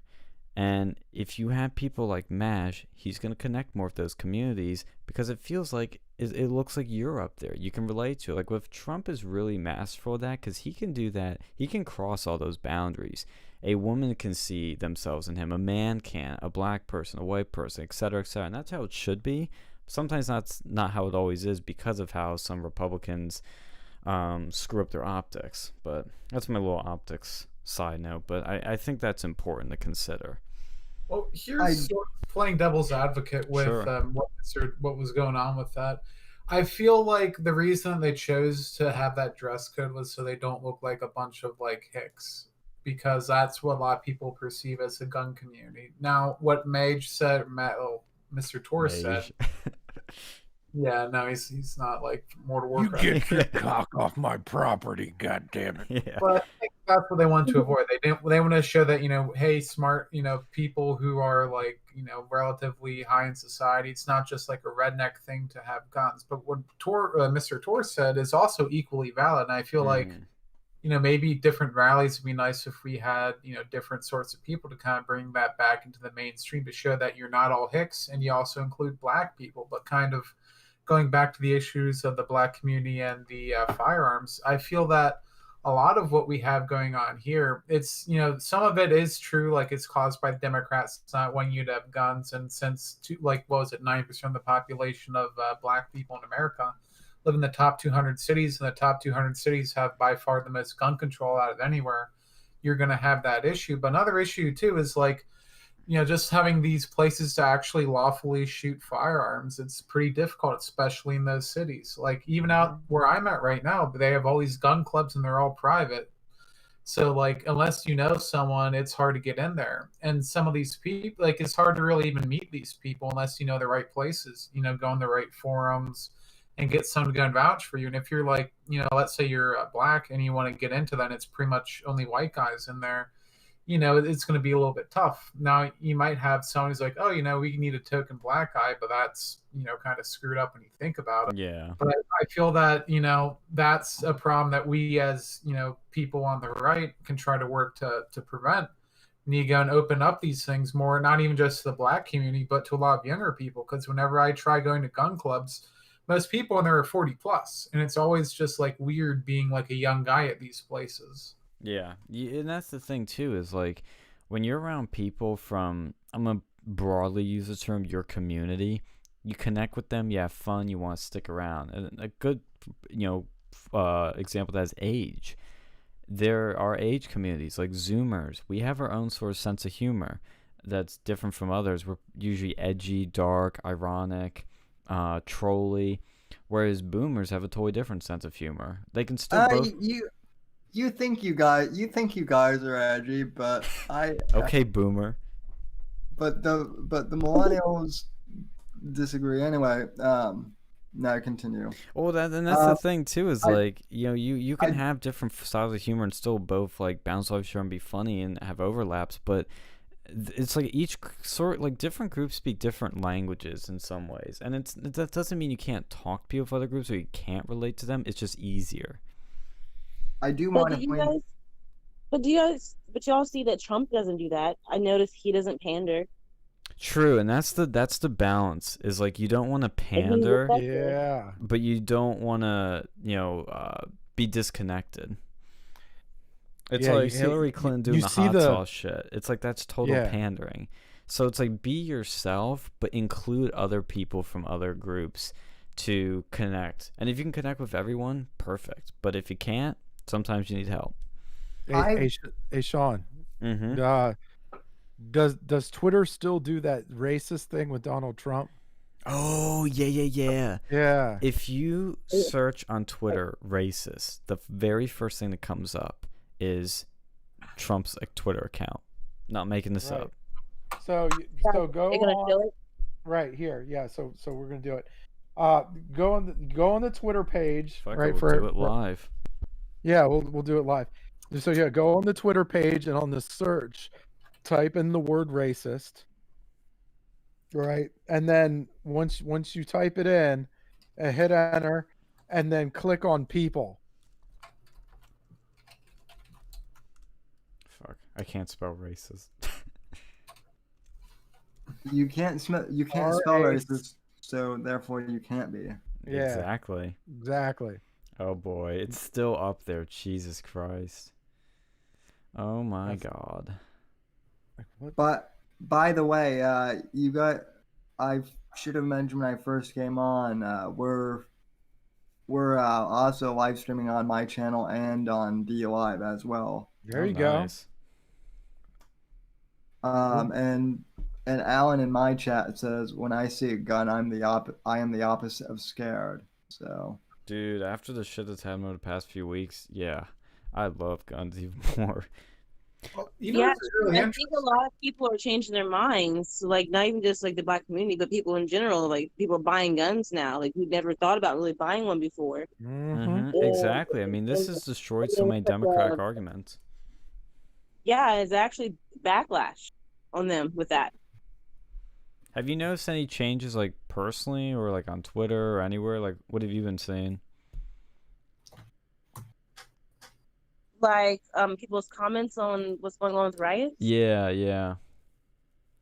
I've seen a few things. Like I pointed out that there's a rapper named Trina who was saying that she did not like about people messing up people's businesses, rioting. She said that's not right. You're destroying your own home. She got attacked for it. I didn't see it yet, but I did see that. I heard that she apologized. And this apologizing is so frustrating. You might as well just not have said anything at all if you're going to apologize. I totally agree. I'm glad you brought that up because a big person that apologized recently was Drew Brees. Famous football player, one of the best quarterbacks, made this comment about basically like, hey, I really don't think I like these people. Basically saying, I don't really like people that disrespect our flag. He said absolutely nothing wrong. Drew Brees did nothing wrong. And when I read his thing, I'm like, he better not fucking apologize. What did he do? He apologized. This crap just, my God, it annoys me. Like, it's so spineless. It is really irritating. Because, look, and people on Twitter were like, oh, because these sort of more hardline people are like, never compromise on anything ever. And I'm like, this isn't compromising. This is bending the knee to a mob. Like, if you're working on an issue and you get something and they get something, but you get maybe the bigger part of the deal here and you win in the end, that's a great compromise. But if you're just apologizing for shit you said and you didn't say anything wrong, apologizing for doing nothing wrong, like, that is just it's gotta stop. It's so pathetic. And then that guy, Steven, the ex-basketball player, he came out video cussing him out. And that really made me upset. And then he's sitting there talking about, oh, well, your white players need to get in line. And I'm thinking, if the NBA and NFL, if they believe these things, then where is it that there's equality in the workplace? You can't flip-flop racism. That's not how it should work. And then I will never, ever, ever support either of them if I possibly can. Like if a commercial's coming on or something, I'll turn it off. Like I'm not supporting that. That's good. I mean, this is he's not. It's not a. He's a celebrity, right? And we're talking about this. We've been talking about all these celebrities that are, Hey, I falling in line. But I'm gonna say this first. He's a celebrity, but I've never heard of him until the whole George situation. No, he's okay. Do you remember the Malice at the Palace, with Ron Artest, where he went? They went those basketball players. Those basketball players went into the stands and started beating up the fans or whatever. Wait, when did this happen? This happened years ago, but I guess somebody threw water. Yeah, quite a bit. I think it was the Pacers and the Pistons or something like that. I think 15 or something. It was a while. Yeah. So that's why Steven Jackson was one of those players that went into the stands to fight with the fans. Right? He ended up getting suspended for like half the season for that.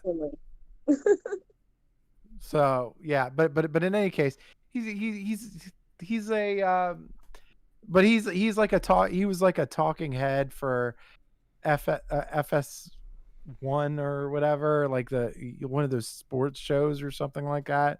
Occasionally he's on there. It's like he's not it's not genuine. It really isn't. Like, I mean, it's no. And I honestly, I'm gonna say this. I'm gonna probably get a bunch of crap from it, but I've mentioned in my comment section, Kim and George looks identical.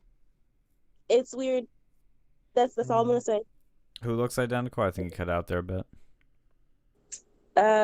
Steven looks like George. Oh yeah. I see what you're saying. And I asked a question today. I got some crap for it. I asked if it was if they had an open casket or not, because I want we've been tricked before, with the Jesse Smollett Smollett. Juicy Smollett.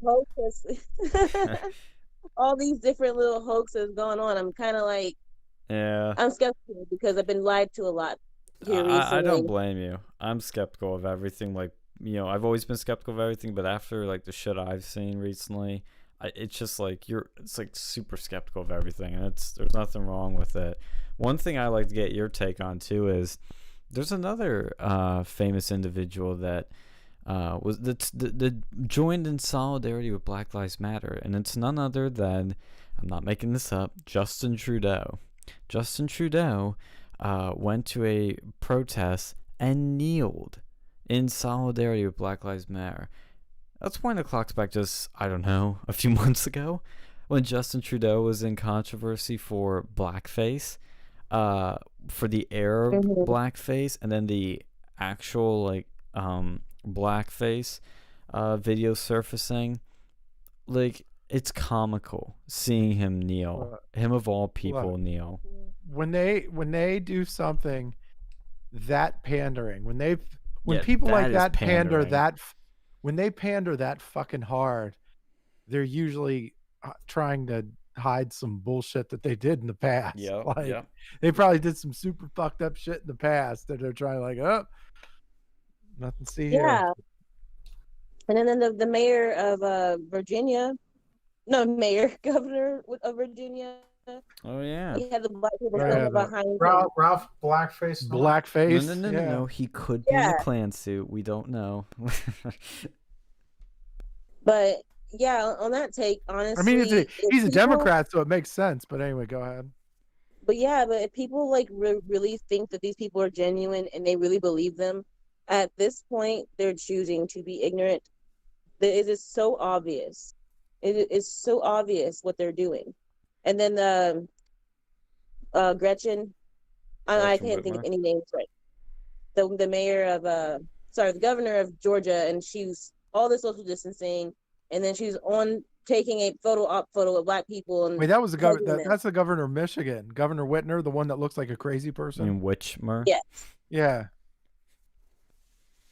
It's like, ooh, she just looks crazy. Oh yeah, she's like the definition of crazy.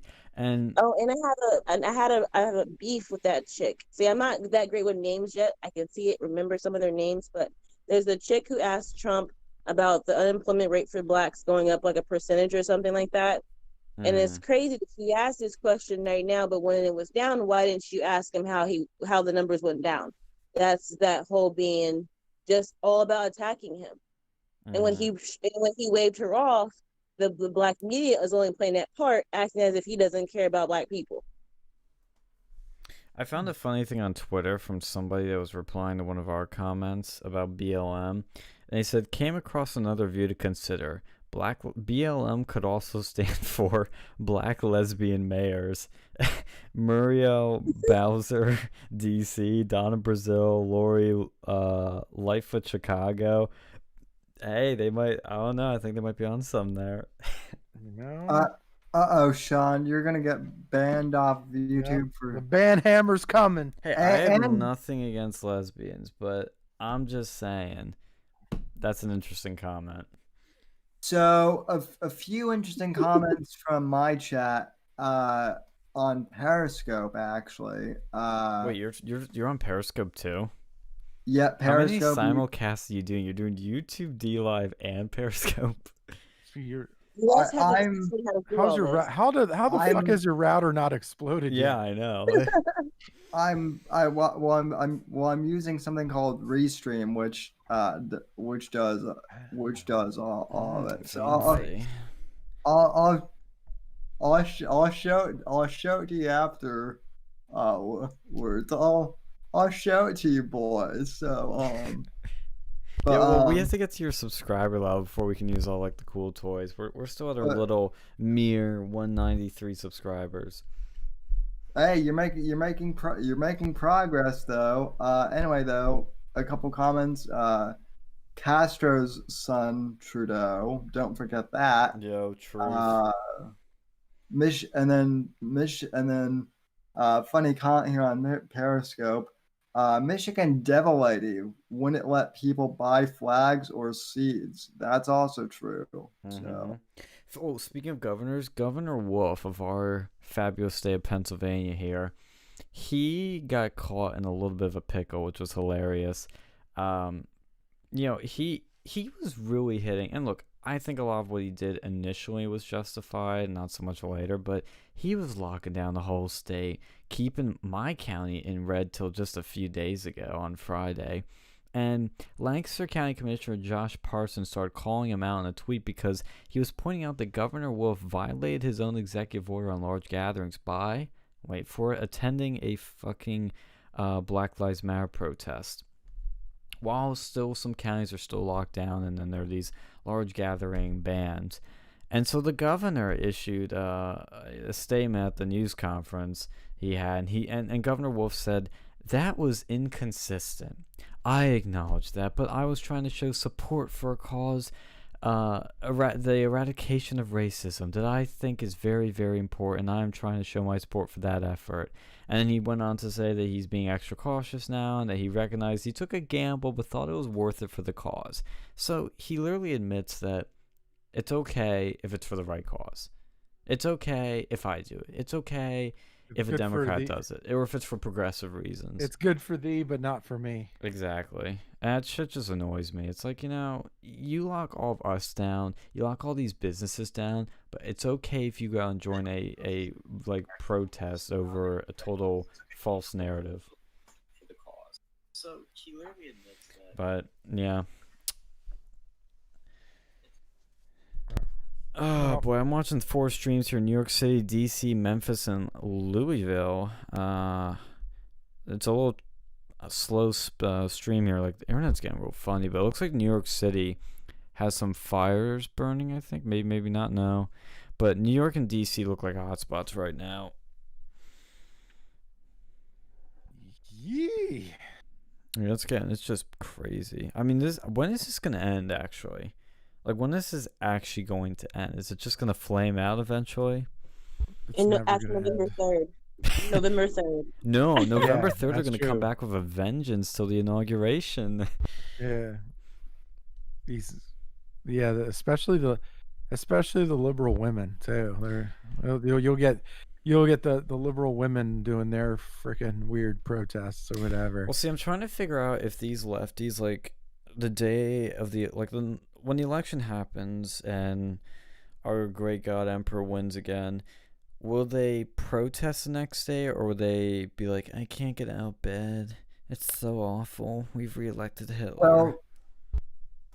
Well, see, and that's the big question, and that's actually something that Tim Pool brought up today in his Did he really? video. Was it the same one with Steven Crowder? No. Tim Pool, when he does videos on his channel, it's mostly just him reviewing the news. But he's talking about buying a gun for the first time on Crowder. Well, yeah. I haven't seen that one yet, but today, probably at like 4, or yesterday technically, here on the East Coast, Tim Pool was talking in his video about how Trump basically has been vindicated on a lot of this stuff.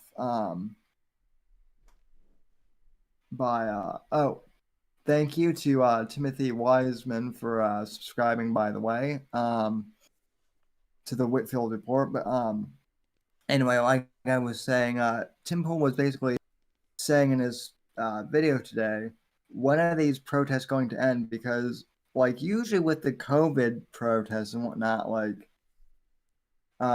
people go out and protest, and like it seems like the COVID protesters, like obviously they know that as soon as the quarantine is going to get lifted, then they'll be done with protesting. But with all these like Black Lives Matter riots, like there doesn't seem to be an end date or really an end goal with the riots. They just seem to want to. I mean, I know I'm butchering Tim's basically what he said, but that's kind of what he said. It seems like some of these protests seem like more organized to have like an end date, Well, that's what I was thinking too, was that number one, once people go back to work, I think this is going to die down. But number two is, what is the end game of all this? Like, honestly, because I think we're all in agreement here that a lot of this is professionally organized. There's a lot of professional provocateurs starting shit. There's a lot of strings being pulled for bigger goals here. But what is the goal? Is it to hurt Trump? Is it to create racial divisions? Is it to help Biden? I mean, that's what I think. Actually, what I was thinking today was, after Biden's "You ain't black" statement, I think even before that, I think the Democrats were getting really worried about losing Biden's black support, which is kind of critical for him to even have a chance of winning. I think they're afraid it's slipping. Not like completely going away, but enough of it slipping. And maybe that's what this is about, is trying to rally Black America under Biden. Yeah, I agree with you. I think that it has to do with making Trump look bad, and I think it has to do with helping Biden. The reason why I believe that, I think Steven said that in his recent video he posted attacking Breeze, and he said that no, not that one. The first one I posted him earlier, talking about, he was telling Trump to keep Georgia's name out of his mouth. He was saying that Trump will not be in office on November 3rd. Look what him and George has done. Look at all these countries coming together around the world to protest. This is about Trump, and this is about getting him out of office. Well, I mean, this is what baffles me too. It's like people forgot really quickly that Trump was the one who got all those, that got all those criminals on drug possessions and whatnot released, early, and got them like new trials and whatnot. When him and Kim Kardashian and Kanye, like that was Trump. Yeah. And those things are so, again, like that's I remember his Super Bowl ad with Elise Marie Johnson. It didn't show any Trump till the very end where he had to. It was just about her. And I think Republicans have finally done a seismic shift here. I said this in another chat, actually, where Democrats have been taking the black vote for granted, and Republicans have been neglecting it until Trump. They're trying really hard to get the black vote. It's really clear. And these actions, while they're coming from good intentions, there's also political implications too. I think where they see the potential is that people are going to feel this. When you see how many people are getting released, getting a second chance life through criminal justice reform, it'll be interesting to see. Will they vote Democrat, or will they remember who let them free and vote for that man again? I hope they remember. I think they will, because they've held conferences in the White House. Mm-hmm. I think they'll remember. They've gone on video. They've done interviews with people like David Harris Jr. And they've talked to him. They praise Trump. They thank him. And I think that their families will remember it was Trump. Also, it helps too that they've had the conventions discussing it. Hey, Donnie, I have a question, and I've been curious about this for a while. I might have an answer. Well, so do in general know, like, Candace Owens and like Koyon Noir, and I can't remember the name of the guy you just mentioned. David Harris. Do people in the black community like generally like know them or recognize them, or is it more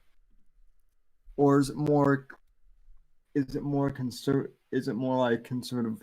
Because like the argument that I've heard a lot is that, well, it's good that we have black conservatives, but they tend to get like a lot more attention from white conservatives mostly. And like that's not, I'm not being like critical or, you know, or anything like that. I'm just wondering. I will say, if these people have been attacked by the mainstream media, they know who they are. Now, I don't believe that David has been attacked by mainstream media like Candace Owens has. So I actually had a conversation with my sister today about the whole Candace Owens recent situation. And she said, oh yeah, I heard about Candace Owens. She's never seen her before. By the way, my sister's not really into politics, but she's a conservative. I did good. Okay, but yeah, you're good. But, she's a younger sister, right? Yeah, she's not even 21 yet. She'll be 21 this year. Oh, okay, good.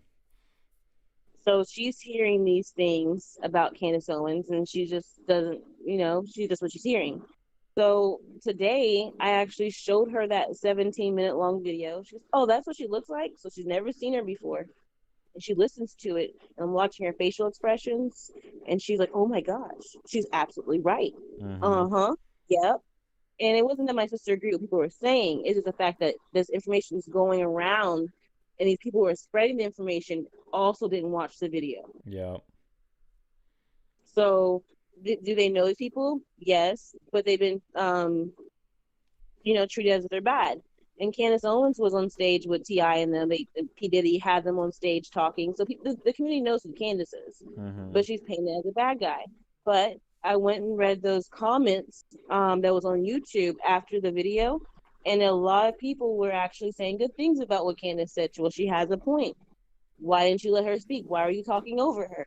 Like, I saw way more of those comments than I thought I would see. I think that that's a silent majority, actually seeing her and waking up.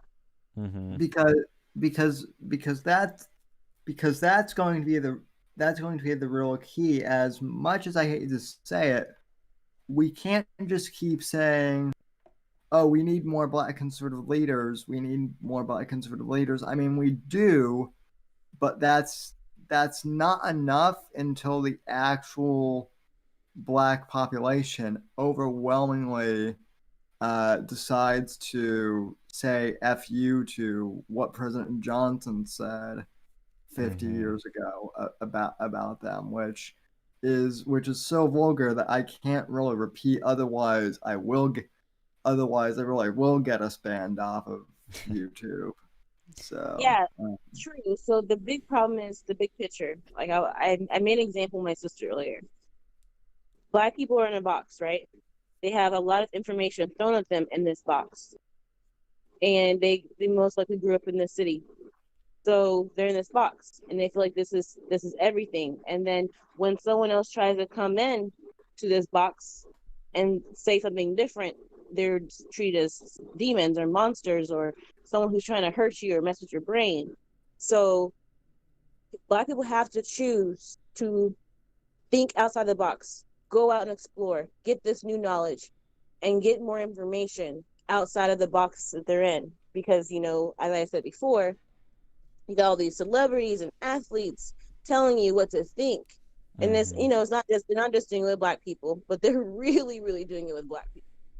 And, you know, the whole Black Lives Matter movement. My big issue too is, how can you say Black Lives Matter and in the same token, you have rappers and people saying snitches get stitches? How does that correlate together? So you have to get outside the box to realize that doesn't make sense. You got to go and get that knowledge. When you're trying to start a business, no, I'm going to say everywhere else because my white friends do support me. But whenever you want to start a little business adventure, everyone come check it out. Like my business page on Facebook. 5 people probably do it. I stepped out of that. I didn't tell my friends on Facebook or Instagram that I started Twitter. That is completely organic. Everyone who's supporting me wanted to, and they don't know me personally. Yeah, and I think what to talk about, kind of piggyback on what Sam's saying, is that the one Black, I guess we could call him a leader, that the Black community knows, and all communities, is Kanye.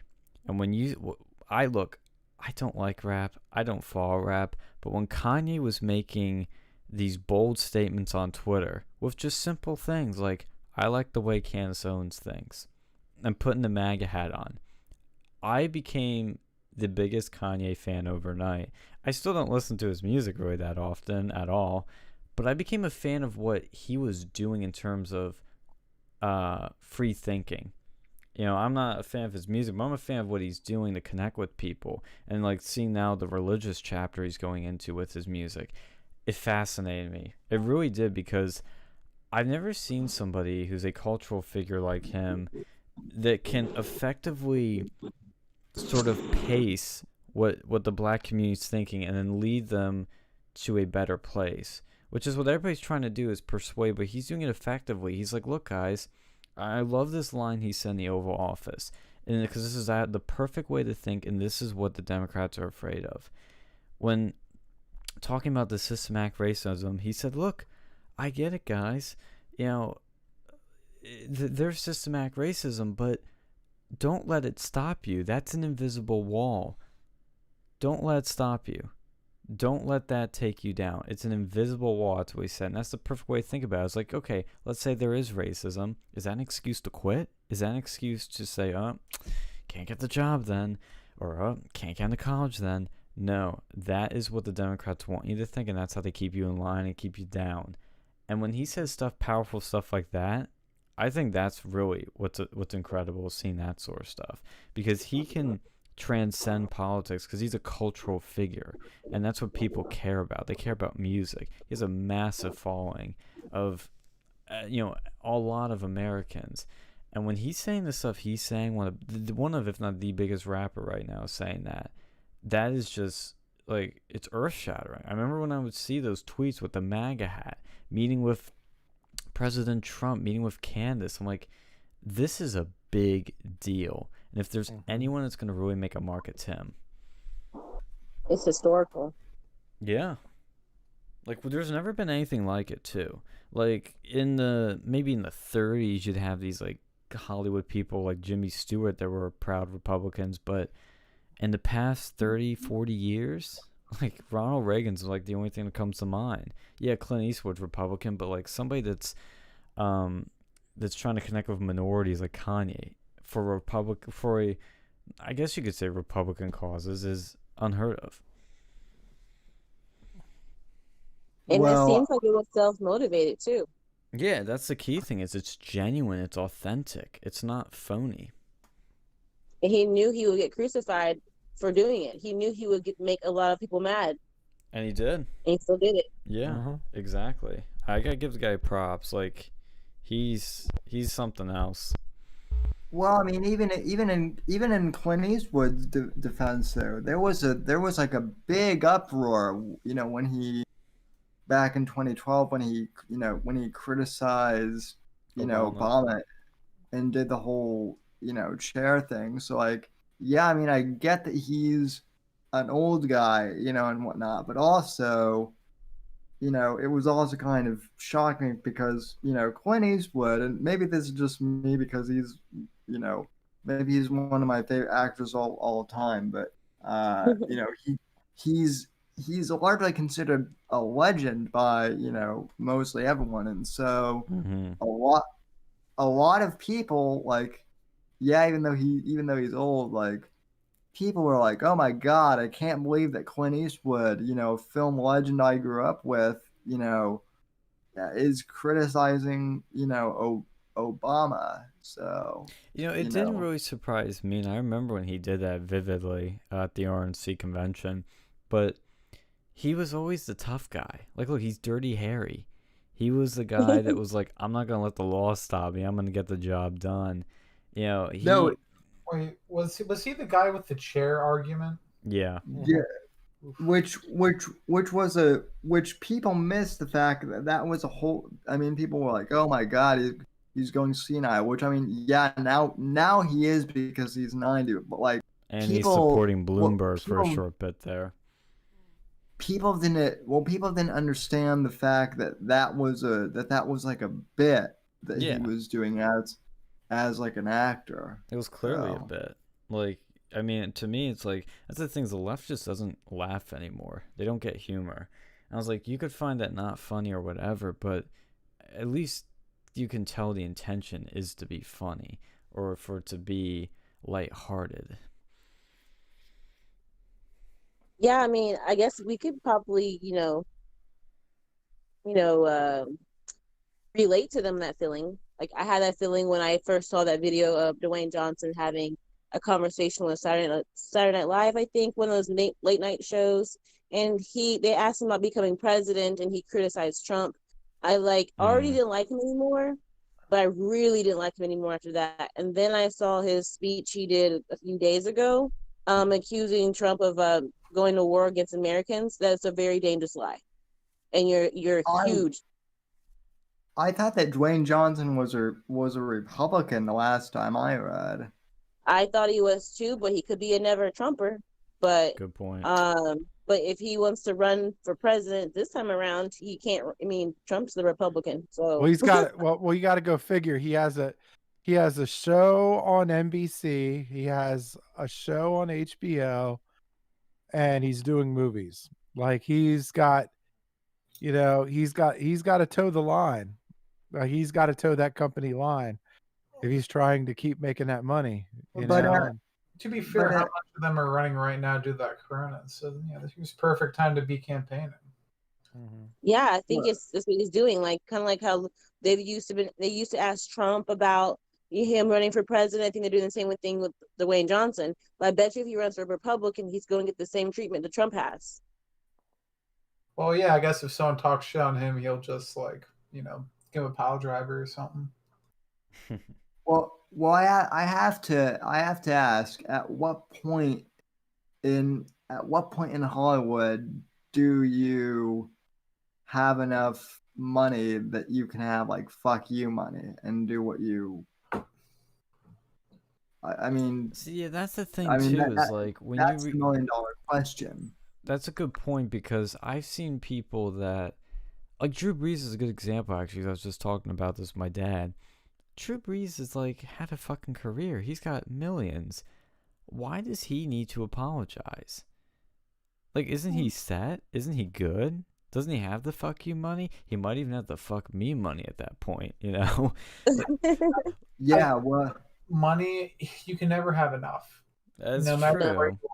Like, maybe if you have like billions, that might be that level, but like it's it always seems like, like look at those houses. There's always something more you could have. You get multiple houses, you can get multiple supercars.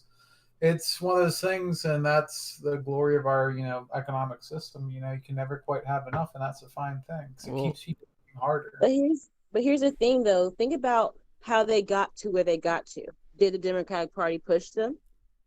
Then they may feel like they owe them something. Maybe they do owe them something. So that's why they are the way they are. It doesn't matter how much money they get. If the Democrats help push them, like the Democrats help push Cardi B, she can't turn against them. She's not a rapper. She's still a stripper. And they've been telling us a lie that she's a rapper all this time, but she can't turn against the Democratic Party. They're the ones who upraised her and lifted her and told everyone else that she's the queen of rap, and she doesn't write her own lyrics. Yeah, I should Thank you.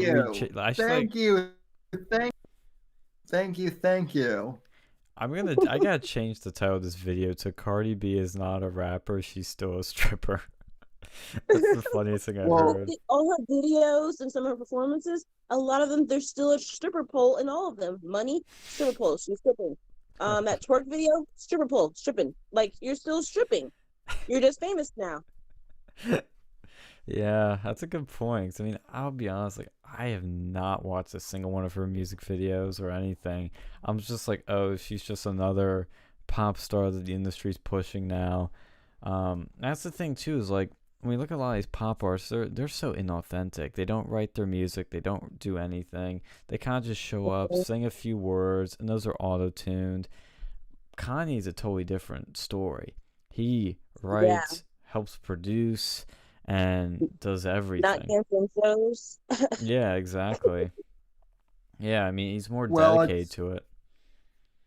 Well, Sean, it is interesting though, because I know you don't listen to Kanye's music, but it's actually worth listening to just to see like his evolution kind of how he of how he's done things, because like, back in like the early to mid 2000s or whenever he started, like he was like a very generic, at least to me it seemed like he was a very kind of generic rapper, like talking out getting hoes and having bling and parties and all that stuff. But then like around like 20, really it was when he released Life of Pablo in 2016, when he really started to kind of change, like not just in his politics, but also in his lyric. So no, I have noticed that. Yeah. I'm sorry. Oh, you can go. Sorry.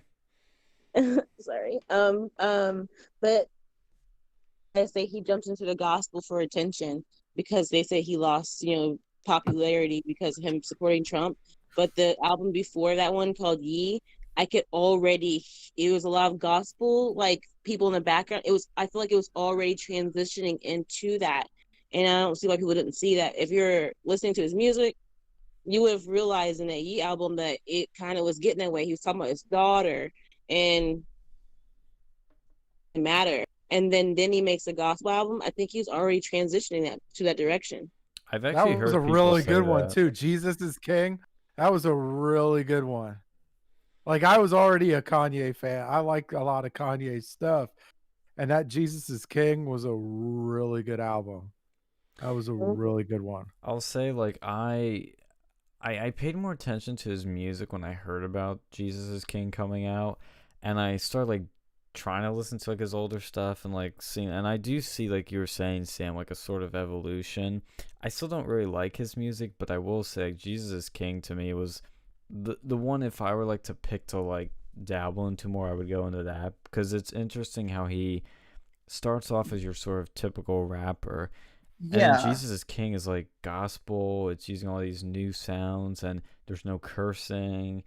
I don't even think there's any I mean, I guess is there drug references? I don't even know if there's that. Like, it's interesting how, again, this is persuasion. You're pacing and leading. You're taking your audience from, you're speaking their language, you're speaking the rap language, and then you're moving them to a new place of religion, tradition, family, and in some ways republicanism and conservatism.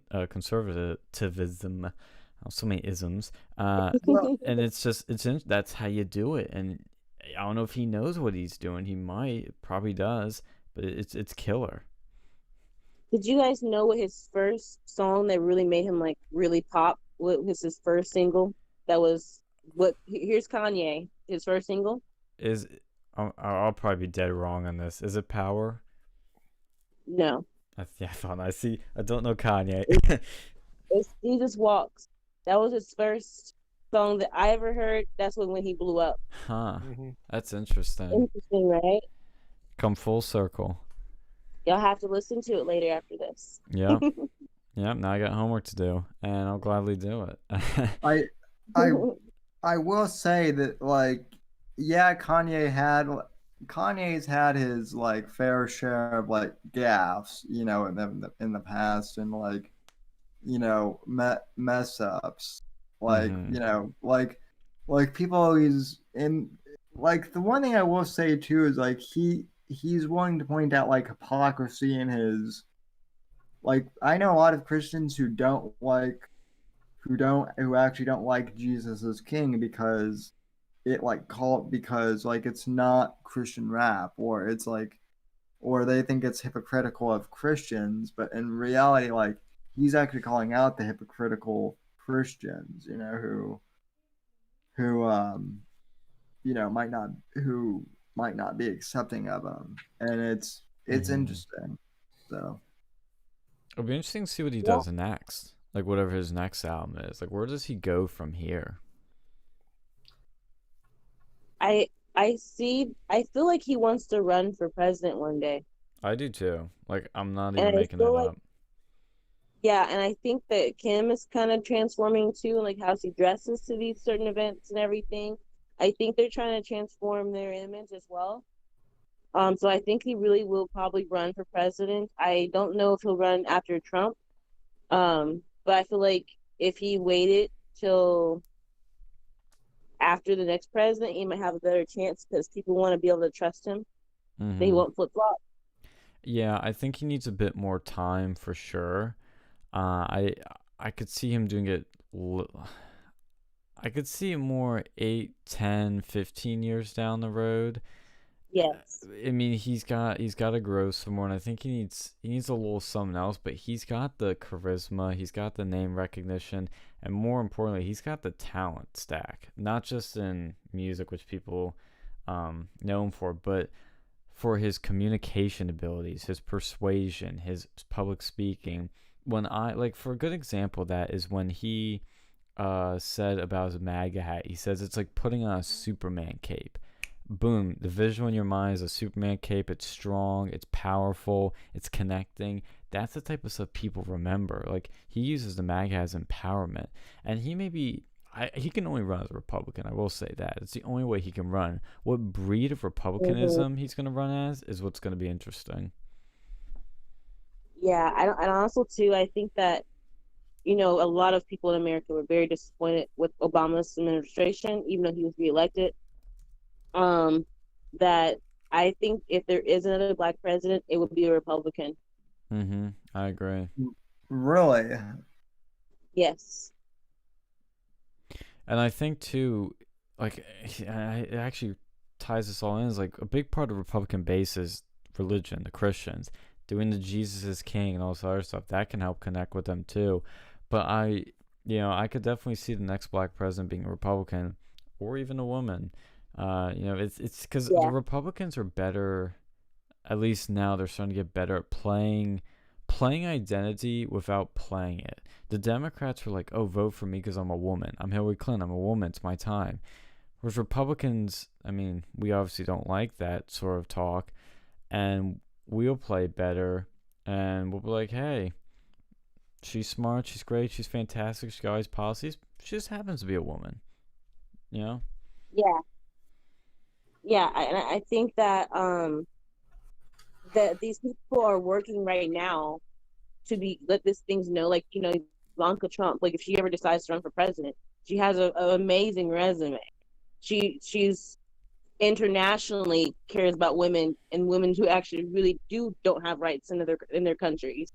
Like she's been building her resume. It's like silently doing it, and people would vote for people like her, or vote for a black person on that side because they know that these people actually have a record. They're not just telling them a lie or pandering to them. Like, this is what I've done. Is it being publicly known now? No, because the mainstream media. Or they would know all the good things that Ivanka Trump has done. I've actually heard about it word for mouth, and then I looked it up. That's how I found out about it. Yeah.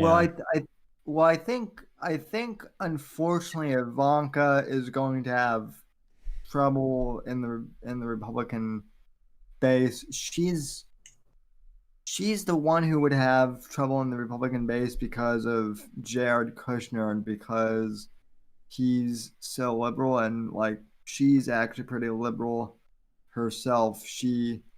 But didn't she slip?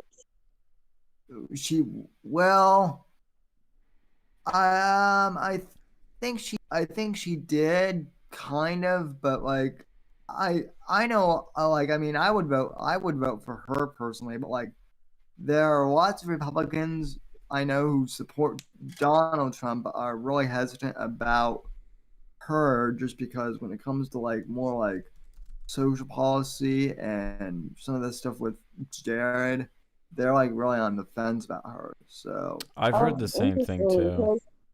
Yeah, I actually had a white man, you know, Jonathan Bruto, my friend. He's actually the one who put me onto Ivanka Trump.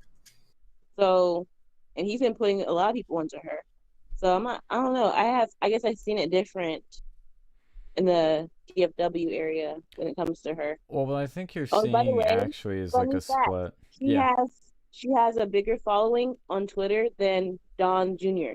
Really? A big difference. You can pull it up. It's a big difference. She has a lot more followers than he does. Holy shit! I didn't know that. That's crazy.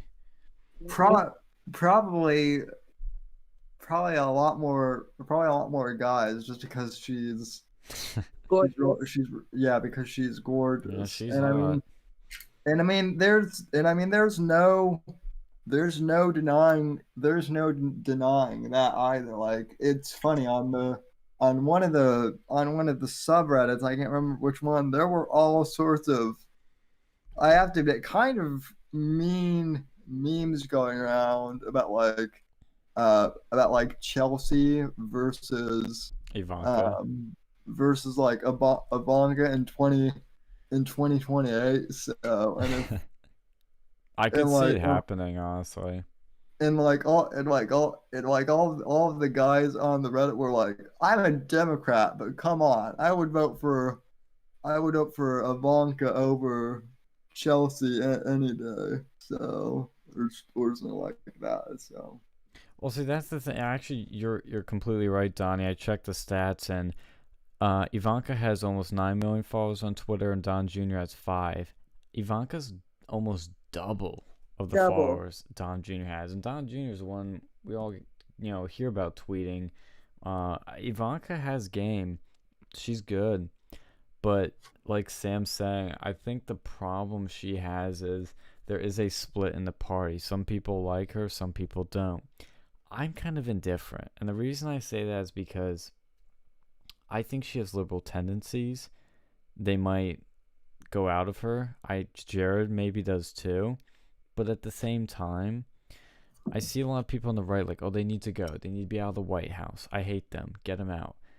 Look, I really don't know what goes on behind the scenes. I really don't. And I think a lot of people are mind reading and imagining things. And when you're in politics, the only people you can trust are family. And I think that's why Trump put him in there, is because he knows it's a swamp. I can't trust anyone. Let's get family in there. I don't blame him for doing it. But if he falls for their more liberal tendencies, that is a problem. But I really would like to know more about their liberal tendencies, because I've heard them pushing for like amnesty for illegals, and I heard that recently wasn't even true. Somebody said like Jared's pushing for amnesty before 2020 election, and then a few days later here, oh, that's false. So I really don't know what's going on. Well, and then also like a lot of the criticism I've noticed from the quote unquote right also comes from kind of the Wignat, sect. Yeah.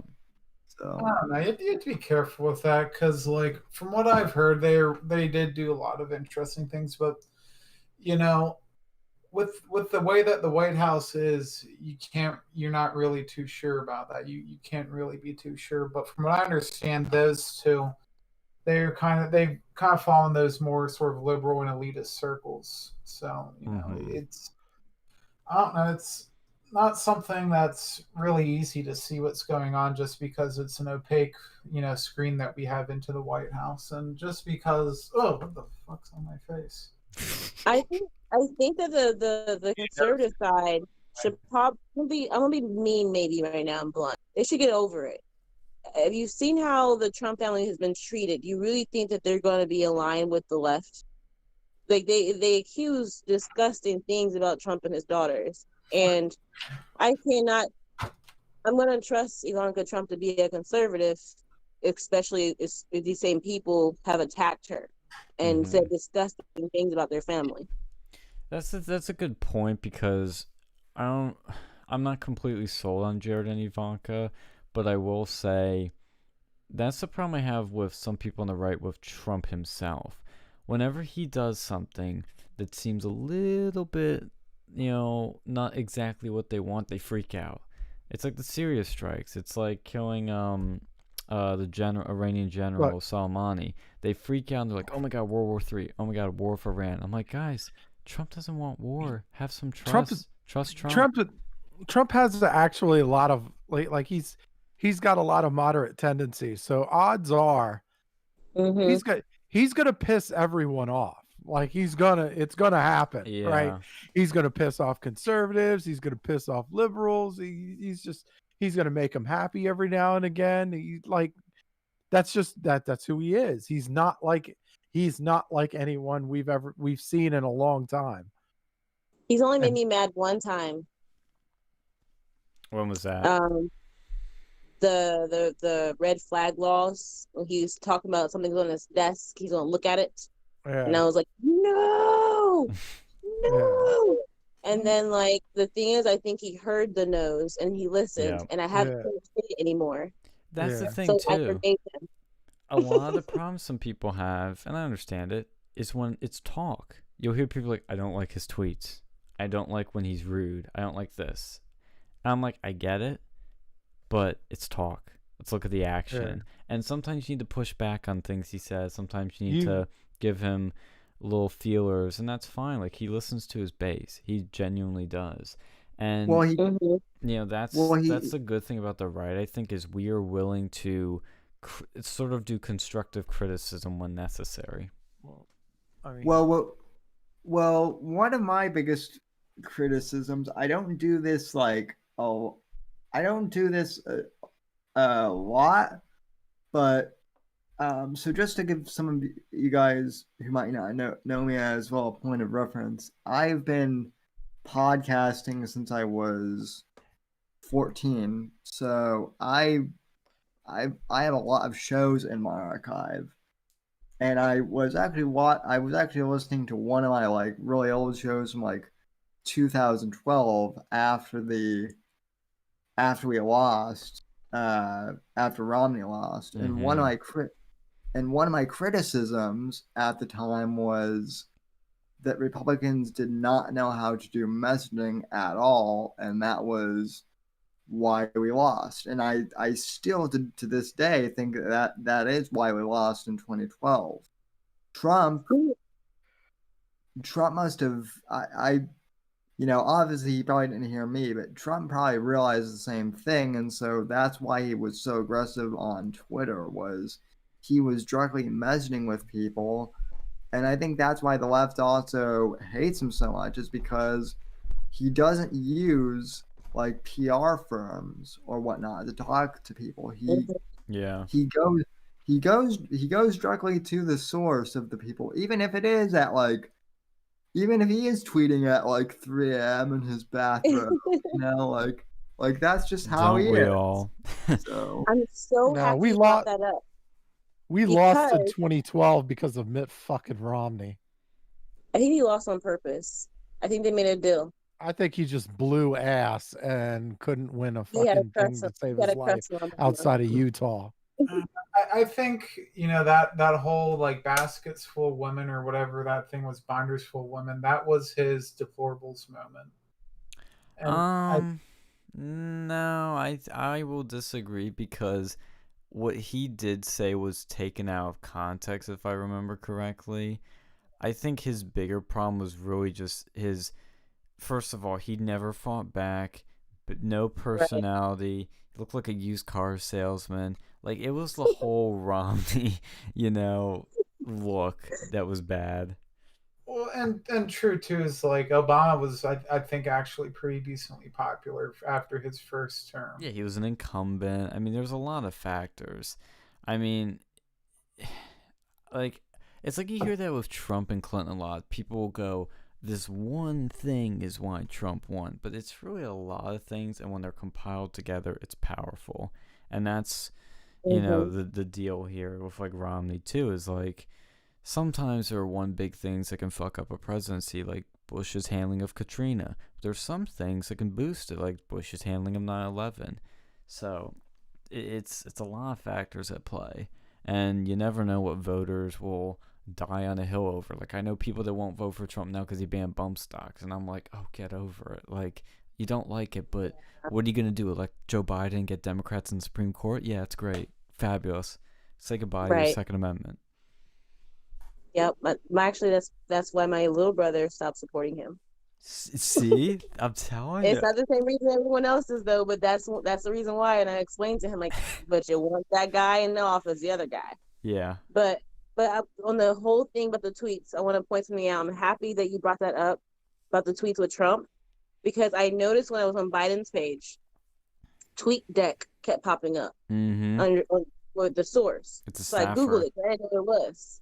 And I was like, okay, so this basically is something the marketing can use, the marketing tool to help, which is more proof that Biden doesn't make his tweets. I actually made a comment under Biden's section. I went back through his page today. I don't see that anymore, because I went and double checked Trump's before I talk crap about him. And I didn't see any of that on Trump's tweets. I'm like, he's using his personal phone to make these tweets. Yeah. And I went to Biden's page today, and I don't see any tweet decks as a source anymore. They saw my tweet. I know it. Yeah. He doesn't have the mental aptitude to make his own tweets. He probably doesn't know how to use a phone. Definitely writing those tweets. Actually, no. I take back what I said. I know he doesn't know how to use a phone, because they have video of him, like, trying to figure it out. He's like, oh, what's this fancy gadget here? Yes, good point. It wasn't a flip phone. Yeah, he probably doesn't know how to use a flip phone either. Just I think Biden had a flip phone. He couldn't figure out how to use it. That's yeah. He's probably just tell him it's a little girl on the other side, and he'll fucking be able to operate it perfectly. He'd be like, well, I'll figure it out. How hard can it be? He is so just disconnected with the modern age, and like, that's a good observation, because I didn't even notice that all of his tweets were sound through TweetDeck, which is, you know, I have TweetDeck on my computer, but I don't really use it. But it's basically a Twitter desktop app to, you know, that a lot of businesses and companies will use, because you can, you know, sort of customize the look of your Twitter with a bunch of different feeds, and you can have a bunch of people signed in at once. So he has a bunch of fucking staffers copying, pasting off the talking points and sending shit out. And, you know, it's just so, it's so out of, especially after Trump, it's so out of touch. I mean, Obama was the first campaign that used social media, and then Trump's campaign revolutionized it by being not just connecting with voters, but the actual presidential candidate himself connecting with voters, which is huge. Again, going back to what we were talking about earlier about connecting with people. It's so critical. It's so important. And the authenticity is what's important. And you know, it's crazy, too, that I noticed that when I was doing a little research, that Biden gets a lot of likes. Sometimes he gets more likes than Trump does. So I'm like, I think Twitter is inflaming his likes. I think there's a lot of manipulation going on over there. Yes. And then I noticed actually Obama has more followers than Trump does on Twitter. Yeah. And I just don't believe There's that. zero there's zero way to verify if any of that shit is accurate either. So like I know with it's not views, like completely with accurate, views but on that, YouTube, who the fuck is counting these things? Who's yeah, verifying that this is actually any of it is real? Like we don't yeah. know. We're I trusting noticed, we're trusting these pansies up in Silicon Valley to make sure that everything is legit. We don't know. and I agree because I pulled up that thing with the analytics on my page today, and I think it's really important to look at it so that we can be more effective. We're already being censored and shadow banned, but at least when we can get the message out, what's the most effective? Look at the numbers. People finishing your videos. Are you just retweeting? Because you're just retweeting, that just basically helps the person you're retweeting, not really you. And like if you share your thoughts, like a retweet with a comment. So I was looking at all that, and then I realized like they said my top follower was somebody who had like I think 200 some thousand followers, and within this 28 days, I actually have somebody who followed me with 1.5 million followers. So that's not my top follower then. So it's like the numbers are off. Why? A lot of it is there was like either a video or website that does this. I forget, but it would break down like big celebrities and how many of their followers, their millions of followers, are either fake accounts, bots, shit like that, and you'd be surprised like how many were just so inflated. Like, and it's not really, in some cases, it's really not the celebrities' fault, not even Twitter's full fault. I mean, they should always be banning these accounts more and getting rid of them, but a lot of it's just there are people that make programs that and I know Tim Pool did a video on this with his brother, because Reddit's are really easy to manipulate, and his brother would create a software that would create a bunch of bots that would automatically create a Reddit account, upvote this article or page or post or whatever, and that's it. And he could get something to the top of Reddit easily, like with just literally just telling a program, hey, make this article be the number one thing on Reddit. And that's how things are manipulated. And you can have a bunch of left-wing activists do this, where they can get stuff artificially inflated, have false narratives perpetuated. Yes, there's some real Luca Magnotta going on. Anybody get that reference? No. No. Sort of. Let's see if any of the Twitter crowd, or not a Twitter crowd, let me see if any of these YouTube users get it. Yeah, the comments. You guys were like quiet for a while. Did we scare you? I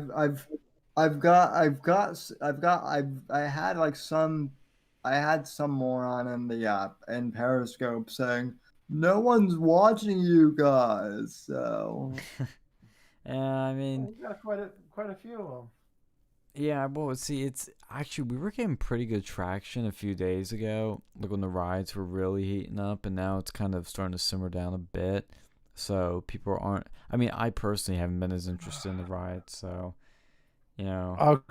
Okay, fine. It was a "Don't Fuck with Cats" reference. Oh, that Netflix show. Yeah. Yeah, because the guy that killed the cats, right, online, he was making like fake accounts of himself, like to boost his shit up. Wow. Yeah. Because he was trying to be a star. He was trying to be a model and a star or something like that, but he's like really fucking weird.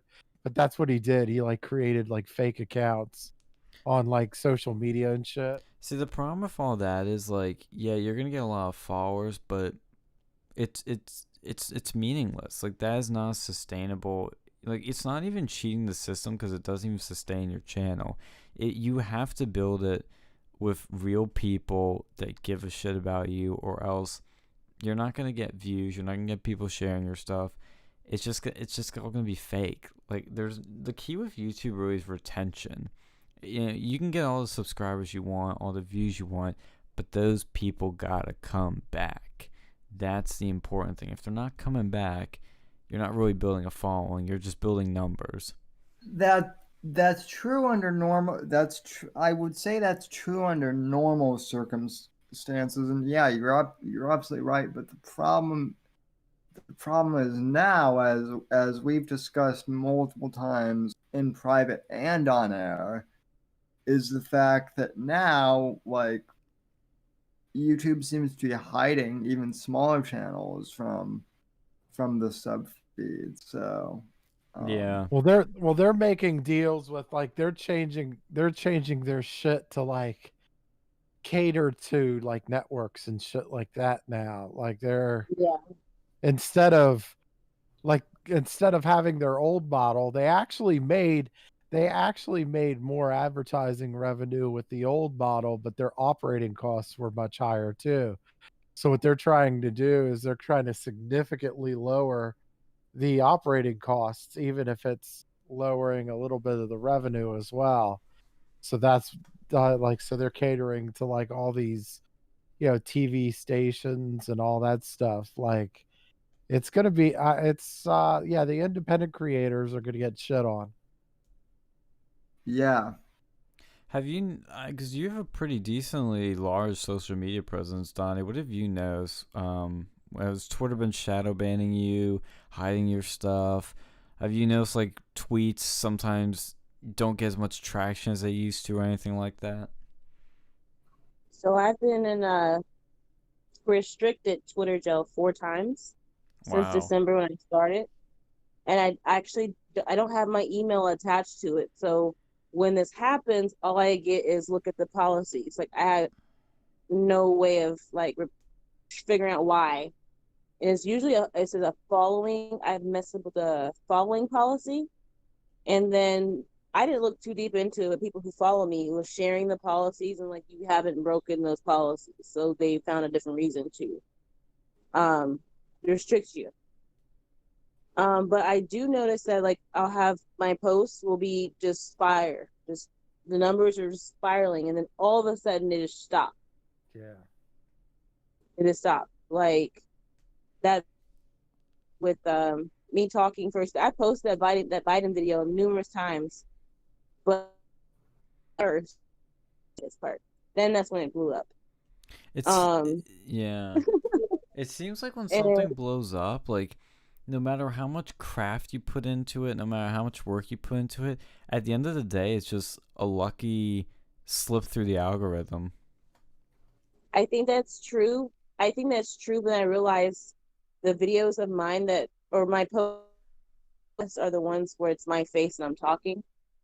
I did have a post when I had screen recorded Trump, being an undercover at the hotel, and I went to sleep, woke up the next day, I had 99 plus notifications. I was actually really afraid. Like, I like, who's attacking me?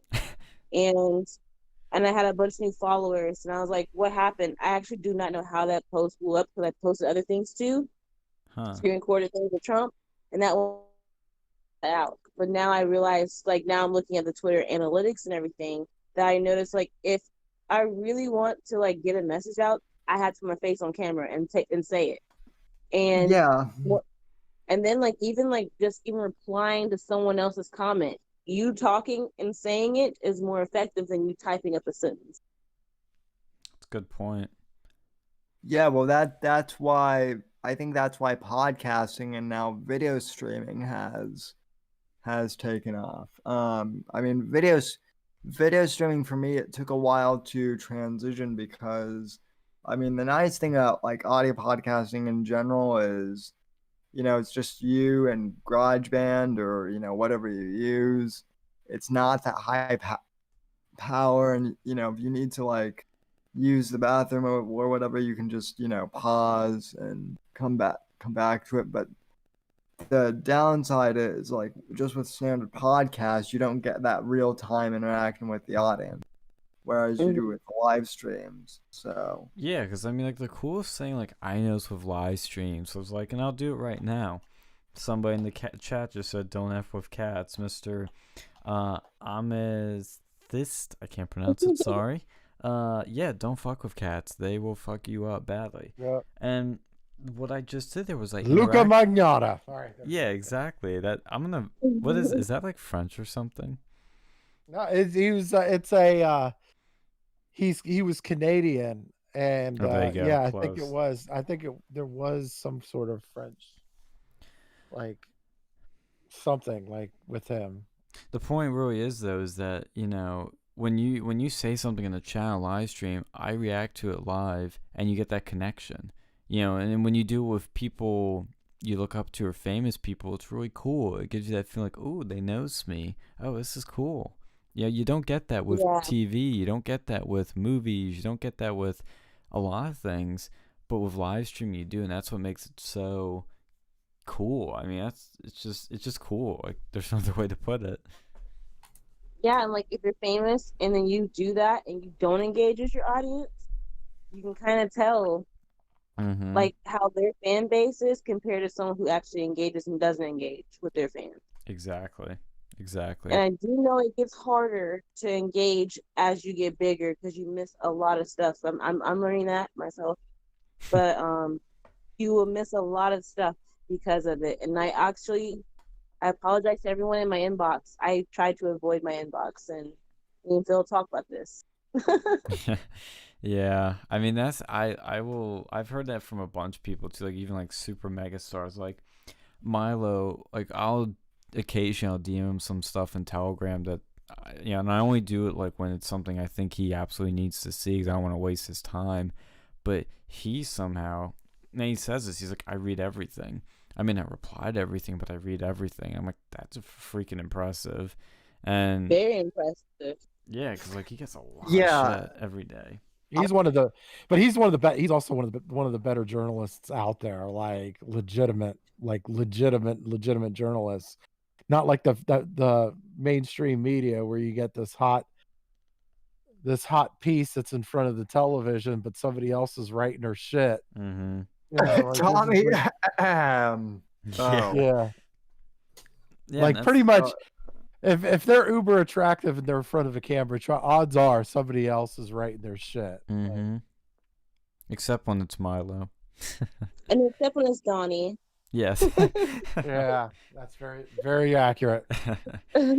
Well, and that's the thing too, is like the first video I watched of you, Donnie, was the one where you were speaking in front of the camera. And I mean, screen recordings are cool and all, but like when you see somebody talking, there's something about where you feel like you have to listen, and I think I've told you before, if you keep doing that, like you could really blow up even bigger, because what you were doing was really solid. And I'm not just saying that to praise you because you're on our show, but like genuinely, like I was like, wow, I'm surprised you don't have more followers. I was on that actually, not gonna lie, that actually motivated me to get on Snapchat earlier this morning. Really? Yeah, that actually did. I was just saying some stuff. I love it. Yeah. I use the same one every time too. And I don't want one that makes me look like a completely different person or anything. It just gives me eyelashes. Like eyelash filter. By the way, speaking of the Snapchat, I'll just bring that up in here too. Like what the fuck is they're replacing like Minnesota's or Minneapolis is trying to get rid of the fucking police, and they're gonna replace them with peace officers. Like, what the fuck is a peace officer gonna do? Like, you're gonna have you have two people, like you have two people fighting at a bar over a chick, right? And like you're gonna call a peace officer to come in and split them up. Like, let's talk about this. Let's just have a mediation session and really go over it.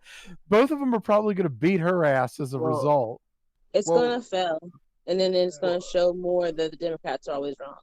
Well, Phil, I saw that today, and you and I are probably both old enough to remember. Have you seen the movie Demolition Man? Yeah. I have, yes. Stallone. Okay, so yeah, you've seen so basically it's kind of like it's a liberal utopia, but it's actually a dystopia. I would like to say it's a futuristic movie, but unfortunately, I think we're already there pretty much. Yeah, give it a few months. Yeah, give it a few more months, and Taco Bell and Taco Bell will literally be the only restaurant around still. So, hopefully we won't be using seashells. But anyway, the police officers in that movie just. That's what they are. They're peace officers. They don't know how to fight or anything. Yeah, they don't have weapons and shit like that. And so the whole thing's funny to me. The whole thing is just fucking funny to me. Yeah. Didn't they have a movie about a security guard getting beat up on his little scooter? Like Paul Blart. Yeah, like why would that? You think that would work? Y'all were just making fun of it in the movie. Well, they're even saying there's a bunch of people now from Black Lives Matter. They're calling for, I think, banning police movies because they see it as police propaganda. And I'm like, did Legos get rid of the police toys? They didn't get rid of it. They just, I forget what their statement on Twitter said, but they said something like that they were temporarily like not shipping them for some reason. I think they were just. Oh my god! I don't know if they were like. Alex? They're just taking down the ads, I think, for them. Yeah. That's what it is. Yeah, they're taking down the ads, which look, they need to be more like Jon Snow and not bend the knee.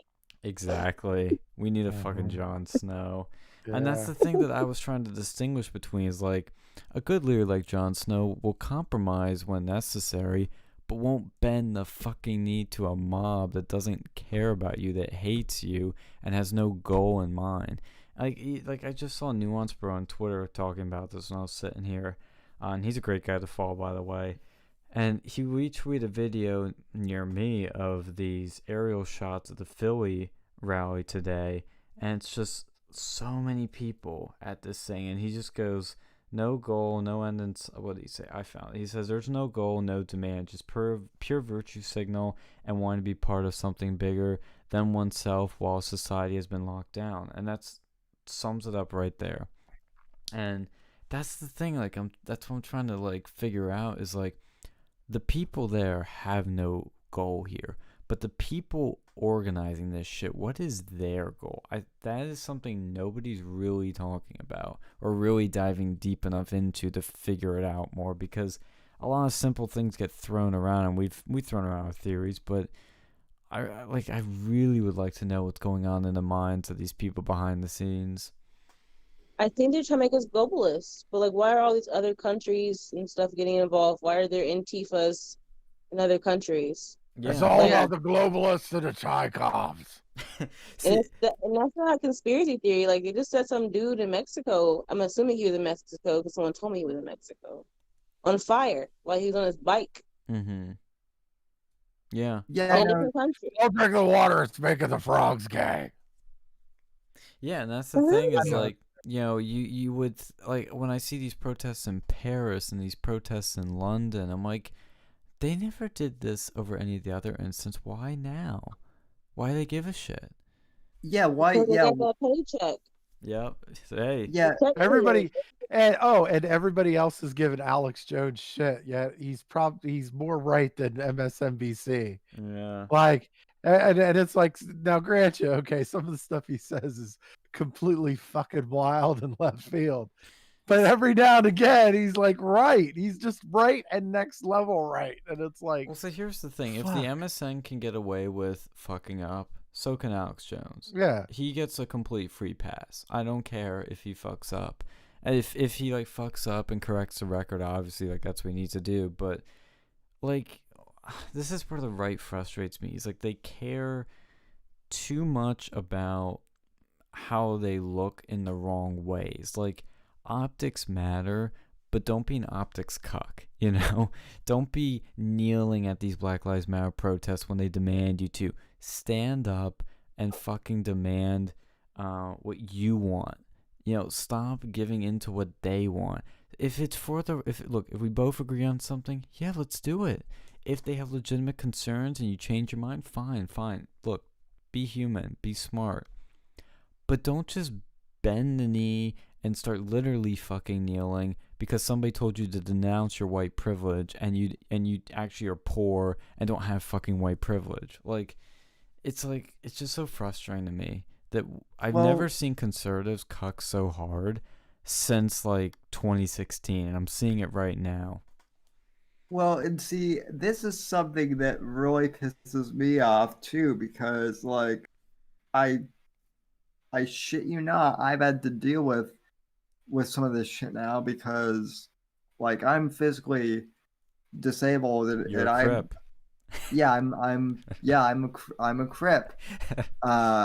And so believe it or not, I've kind of been told that weirdly by these SJW types that my crippled disadvantage, or they don't use the term crippled, they use my differently abled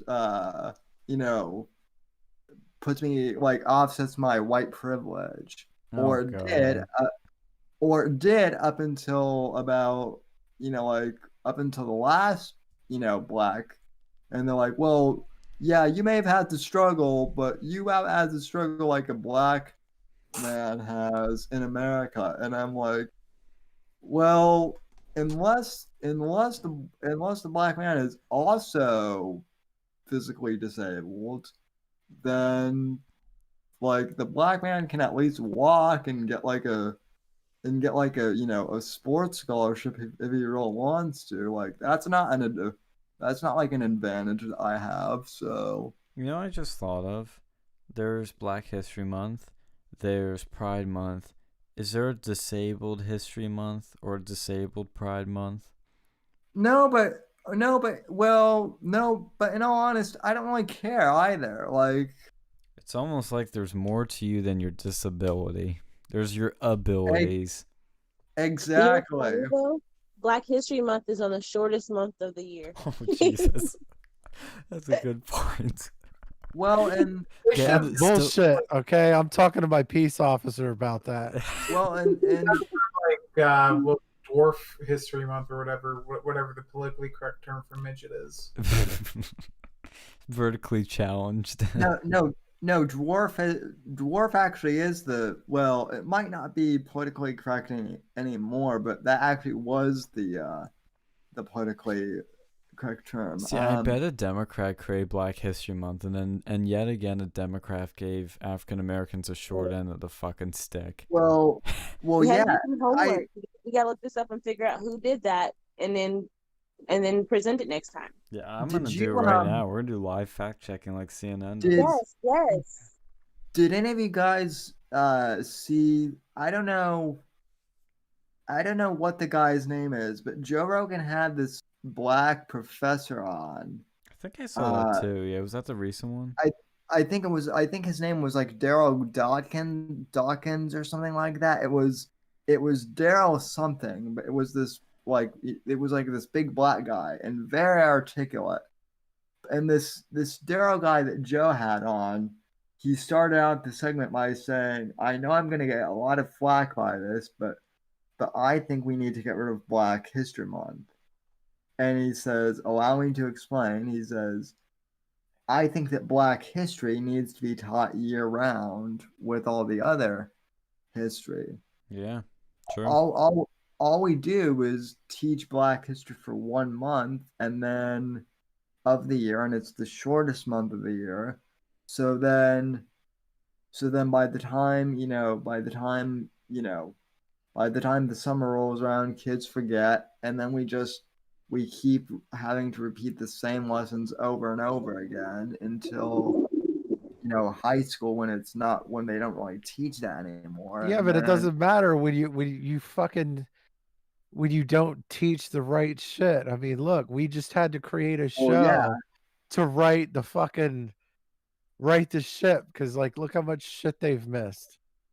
The first hour plus, we've just basically fixed most of the history that they're not fucking putting together. Like it doesn't even like it's like, oh, let's just teach it all year round, but these teachers clearly aren't fucking doing it.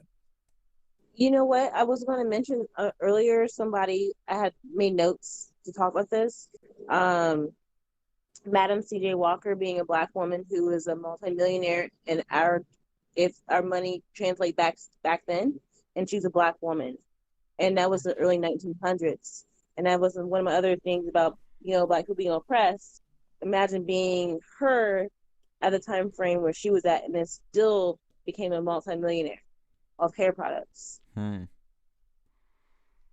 I actually fact checked what we were talking about, and the first president to recognize Black History Month was Gerald Ford, who is a Republican. I have mixed feelings, because on the one hand I'm like, there you go, Republican that's recognizing African Americans, contrary to what Democrats make you think. But then again, if we're gonna argue we should get rid of Black History Month and just talk about it all the time like we should about all history, then maybe I disagree with Republicans on something. But what happened? Was there something that happened during that time frame when he decided to recognize it? So I'm like, what was the intention? Because like a new holiday can pop up now because of the George situation. So like, was there something big that happened around that time frame for him to want to make that happen then? Yeah, that's true. That's like the street sign change. I'm gonna call my peace officer about that one. Yeah. God, and then was it election year when he did it? I'm still flipping. I'm still kind of. It just makes me like the peace officer thing. Just makes me kind of laugh a little bit. Imagine a peace officer going to your house like, oh, I'm sorry you got brutally raped and your butthole hurts. Here, let's do some breathing exercises. Yeah, literally. And then when you're done, their certifications for that. They'll probably make it harder to become a peace officer because they'll change the certifications and it'll still be a cop. And then it'll be like, oh, and then when you're done with your breathing exercises, then we're gonna talk to your rapist, and then we're gonna mediate and see what went wrong and how we can, rectify this situation. Well, I mean, we'll find some common ground. If you've seen Demolition Man, then also sex isn't going to be allowed. Dude, that's the biggest part that sucks about that world. They're going to make us use virtual reality because of rape culture and whatnot. I mean, it's because of diseases. See, I actually first saw that movie like about less than a year ago, like, and Sargon did a great video on that movie, by the way, and analyzing it. And I'm watching it, I'm like, even like less than a year ago, I'm like, this is like so over the top, like it's too silly to actually ever happen. But now I'm like thinking about how Democrats want to defund police officers, and which would inevitably be replaced with something that's like non-violent cops, like peace police. And I'm thinking, Jesus fucking Christ, like, this doesn't look silly anymore. This looks like literally America next year or next month. There was also some like feminist like author or something who wanted to get rid of Playboy and Sports Illustrated swimsuit because of toxic masculinity and rape culture. God. We're not here for your pleasure. Rape culture is a myth. God, I hate those. We're not here for your pleasure, but yeah, look at this 300-pound naked fat chicken.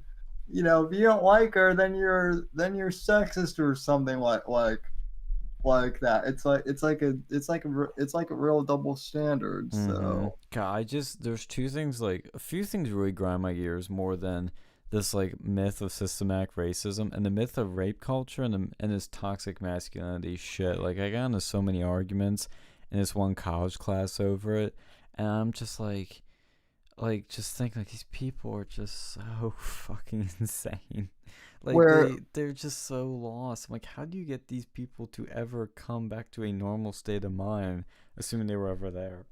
Most Well, of them that that say that, most of them that say that, the women that say that shit have never like Gotten have laid. been rejected by every fucking Yep. alpha male out there. So Yep. they have no idea what having an alpha male even fucking looks like. Yep. or even not like a super alpha, like, okay, so I feel like that term alpha male gets like a little bit Overused. overused. Like Yeah. okay, I'm not like a guy who I'm not a guy who, like, you know, bench presses like, you know, like 250 or anything like that. I'm an average guy, but I'm not like a beta cock either. You know, I'm just like Yeah, I know what you mean. You're an I'm like a omega. But being an yeah, alpha or is about being a leader and the Yeah. pack following you. That's So just then that no. has to do with It's more an than men. attitude thing. It's not. It's not like Yeah. actual like what you have well, via physically. Physically, it's an attitude. It's a fucking. It's It's a a you know what mindset. you want. You know what you want. You're gonna do whatever it fucking takes to get what you want, and you don't give a fuck what anybody else says on the way there. well, right. But I mean, it's just annoying because it's like these radical like third wave feminists, like they're so they're so self-destructive, and they're so determined to like destroy all men that it's absurd, and they do more damage to themselves and to other women than anyone else. It So helps lower the population too, so it's easier for people to control.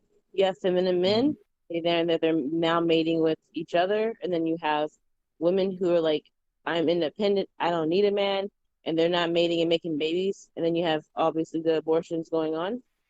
So that's the way to lower the population and break the family. I I actually remember I was in like a college class a couple of years ago where one of the one of the girls in the class, like, she had just gotten married, or she was engaged, and like one of her, and like it was like for an English class, and like the assignment was basically to like write down what your goals in life were. And so this young woman in the class like wrote down that like one of her main life goals was to basically like raise a family with her husband, you know, who she had just married. And the professor, like, after grading it, like, actually read it out loud and scoffed at her What the in fuck? in That's the class, disgusting. and like, and I told this I told this I told this student, I'm like, you know, you need to go to I said, you need to go to administration and report this professor. Hey, she, I said, hey, she's not allowed to do that because of, you know, it's your confidential work. And, you know, and this girl, she was like, oh, you know, it's fine, it's whatever. But I could tell she was embarrassed by, and like, I would have done it, but I wasn't allowed to since it wasn't my grade, you know, or anything like that. But still, it's like it's disgusting. So And can you imagine, like, literally just sort of scoffing and dissing the most natural and unique and productive and wholesome ability of a female, which is to have a kid, be a mother, raise a family?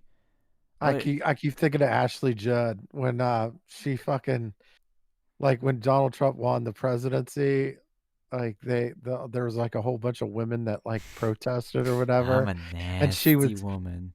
yeah, that's what, yeah, she was saying that. I was like, I'm not here for your pleasure. Like, yeah, this chick As if was Trump with wanted her. yeah, like, well, I mean, this chick was with some F1 driver, Dario Franchitti, Mm-hmm. and she didn't want kids like because of like the environment or something like that. Like she didn't want them to witness the climate crisis or whatever. What the fuck? Yeah. Oh yeah, I've So he ended up leaving her ass and having kids with some other chick. I know this is off topic, but I've been wanting to say this, I keep forgetting, but like about the opportunity zones. Mm-hmm. I think it would also help with the Black community supporting the conservatives and Trump if it's easier to find the information, and it's like a website you can go to and get all the information and what to do to be able to use these opportunities. Because I've looked myself just to see how easy it is to find the information. It's not that easy. I don't think I actually found, like, if I really wanted to get someone to invest in my business, I don't know how to get that information. So I feel like if that was put out there more and it was speeches and conferences and education on how to get these opportunities, I think that would help a ton, a big ton. That's a good point. Yeah, you gotta make it easily accessible, or else how are you gonna find it? And then make an update. Did the coronavirus and the economy affect those opportunity zones? Yeah. What exactly? I'm not gonna lie, I don't know what an opportunity zone is. Could you explain to me what that is? So basically, these zones are in areas in the United States where there's been a lack of investments and businesses growing, and they're typically in lower income and minority neighborhoods. So what it is investors get an incentive for investing into the business where they don't have to pay like taxes for like 5 or 10 years, something like that. And then the person who is actually using this to build a business, that is an incentive for them to have the business. So the incentive for the person to invest, the company or interest to invest in this business, because they don't have to pay interest. I'm sorry, taxes, not interest, pay taxes on this money for a long extended period of time. Okay. So it's giving an incentive to invest in minority, lower opportunity areas. So that's why there's been some construction companies, like I've seen like people talk about it. I've actually seen, like, I watched the Trump Black Voices stuff, and I've seen where Black people who've used these opportunities have been able to grow their business. They actually were so busy, like they didn't know how to handle it. Like they've had great stories, but then how did they get there? How did that work? So that needs to be presented more, and it needs to be easy accessible. And like I haven't hit up Tim Scott. I'm gonna try on Twitter and inbox, see if he replies, and see if there's a way that he can help with that. And if COVID did mess with the opportunity zones, I know that they don't want to talk about that, but it should be known if that's something we're pushing. Like, hey, this is why Trump should be reelected. Did COVID affect, the opportunity zones? Yeah, and props for reaching out to these people, because sometimes they don't even know these things are a problem. I want to. Yeah, I don't want to lie. I haven't yet. Well, the thought is still, you're. It sounds like you're gonna do it soon, and it's way better to do, try it, and maybe it doesn't get through than to not do anything at all. Because, I mean, Republicans sometimes fall under, I don't want to say like inaction, but like we can talk a good game sometimes, but then not actually do anything. But if you're talking a good game and doing things, it's fantastic, and we all do that here, which is good. A lot of them don't even know that problems are happening too. So it's like, yeah, exactly. If they don't know that a problem's happening, it's as if a problem isn't happening at all. Like, so like, but once a problem exists, we're usually pretty good at like taking care of it. It's just like you got to figure it out first, and yeah. So, and I actually have an idea, and I'm gonna go ahead and say it now before anyone else says this idea. And that's Good. another reason why I also care about this opportunity zone so much. There's a big push, school choice. And we want to have more of the technical schools embedded in the high schools and then have more like 2-year college technical schools. I'm thinking you can use those opportunity zones to make that happen in those areas needed.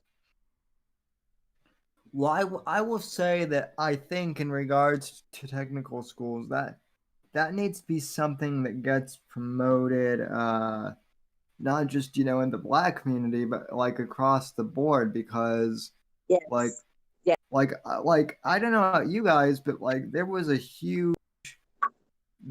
a huge push for all of the students to go to college, and I actually remember like back in high school, like someone actually asked about like trade schools, and like the counselors were like, oh, that's like an okay option, but like all students should really look at college, and then like Yes. Yes.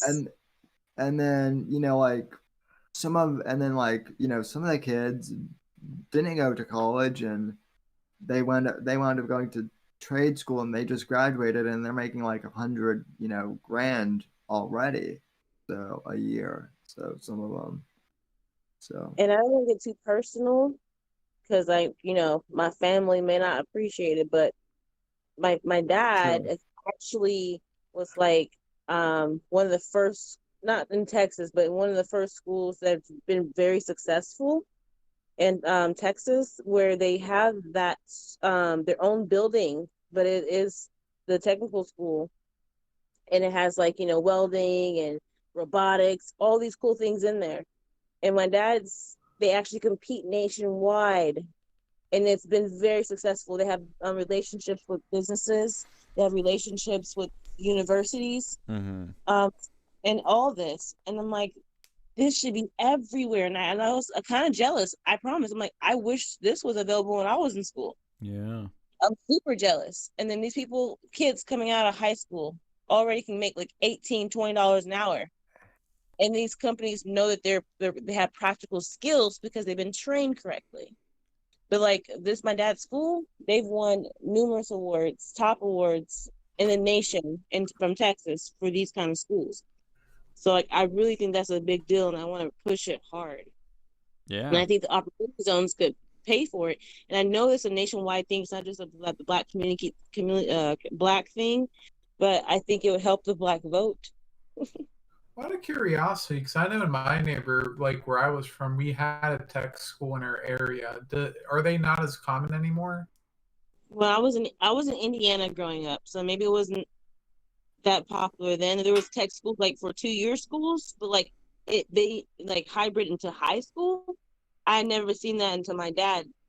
And I think that was like, oh my gosh, that might have been like 10 years ago when they started doing that. They built that beautiful big old building, and that was a hybrid.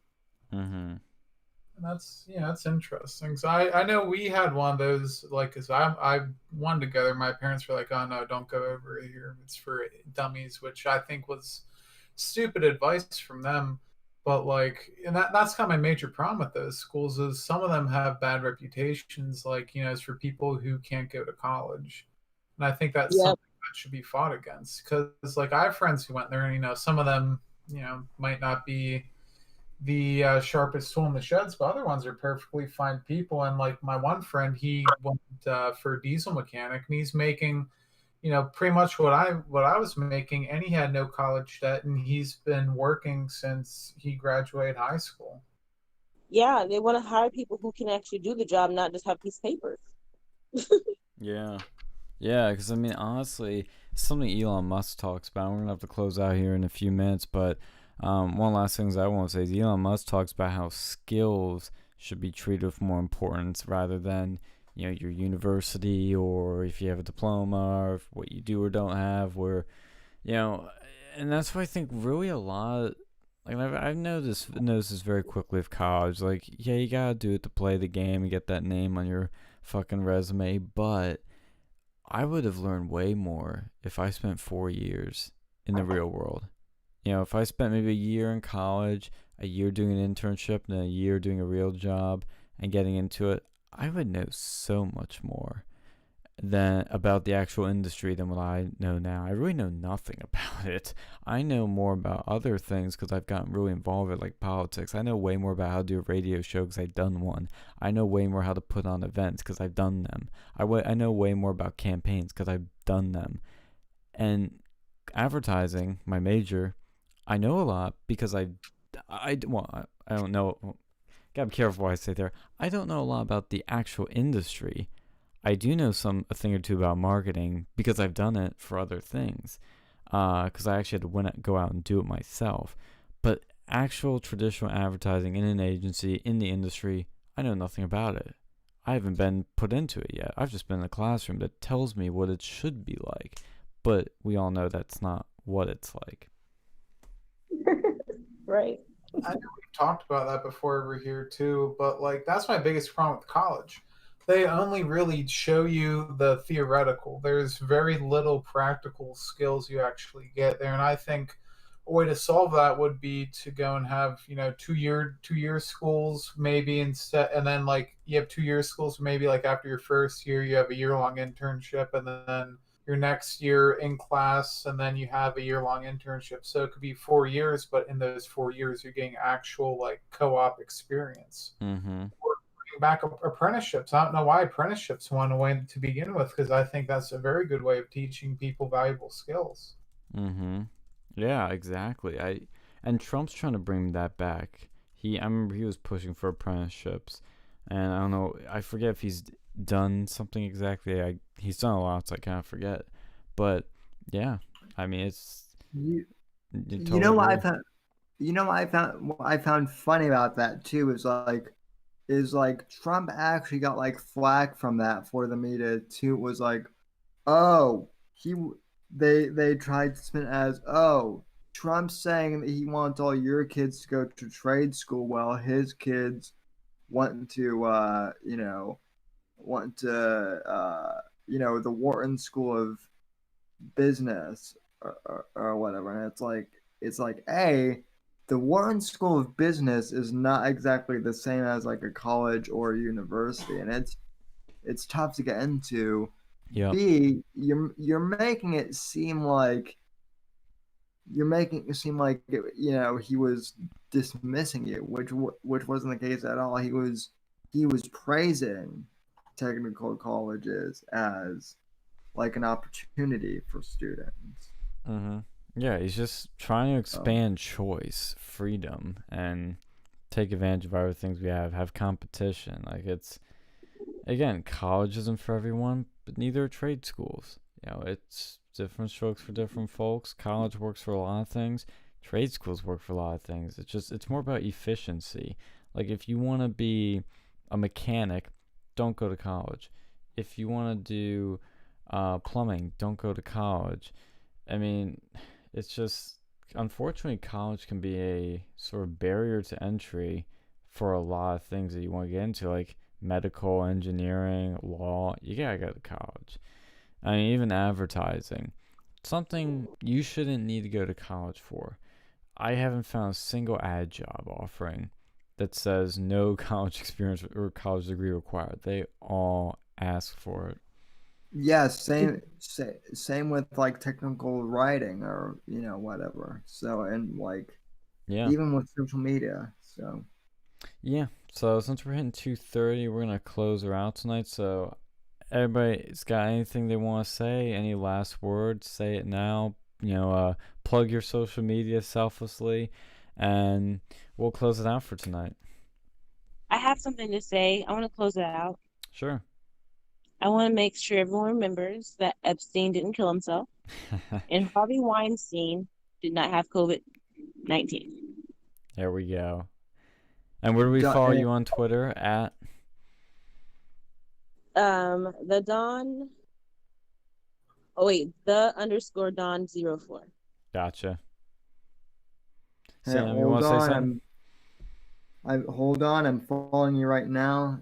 Donnie, as we speak because I don't think I do. You can follow me on Twitter and Instagram at somebody_NDC. If you are on Gab or Parler, you can follow me at Sam Whitfield. And of course, please subscribe to the Whitfield Report on iTunes or Apple Podcasts. And yeah, that's the best way you can help promote. And if you would like to contribute, like any money, you don't have to, but it's greatly appreciated. Streamlabs.com/the Whitfield Report. So yeah, just thanks for having me on again, guys, and always happy to simulcast with you guys. So yeah, love it. Yes, thanks for having me. Of course, anytime. Alex or Phil, you want to say anything? No. Take it easy, folks.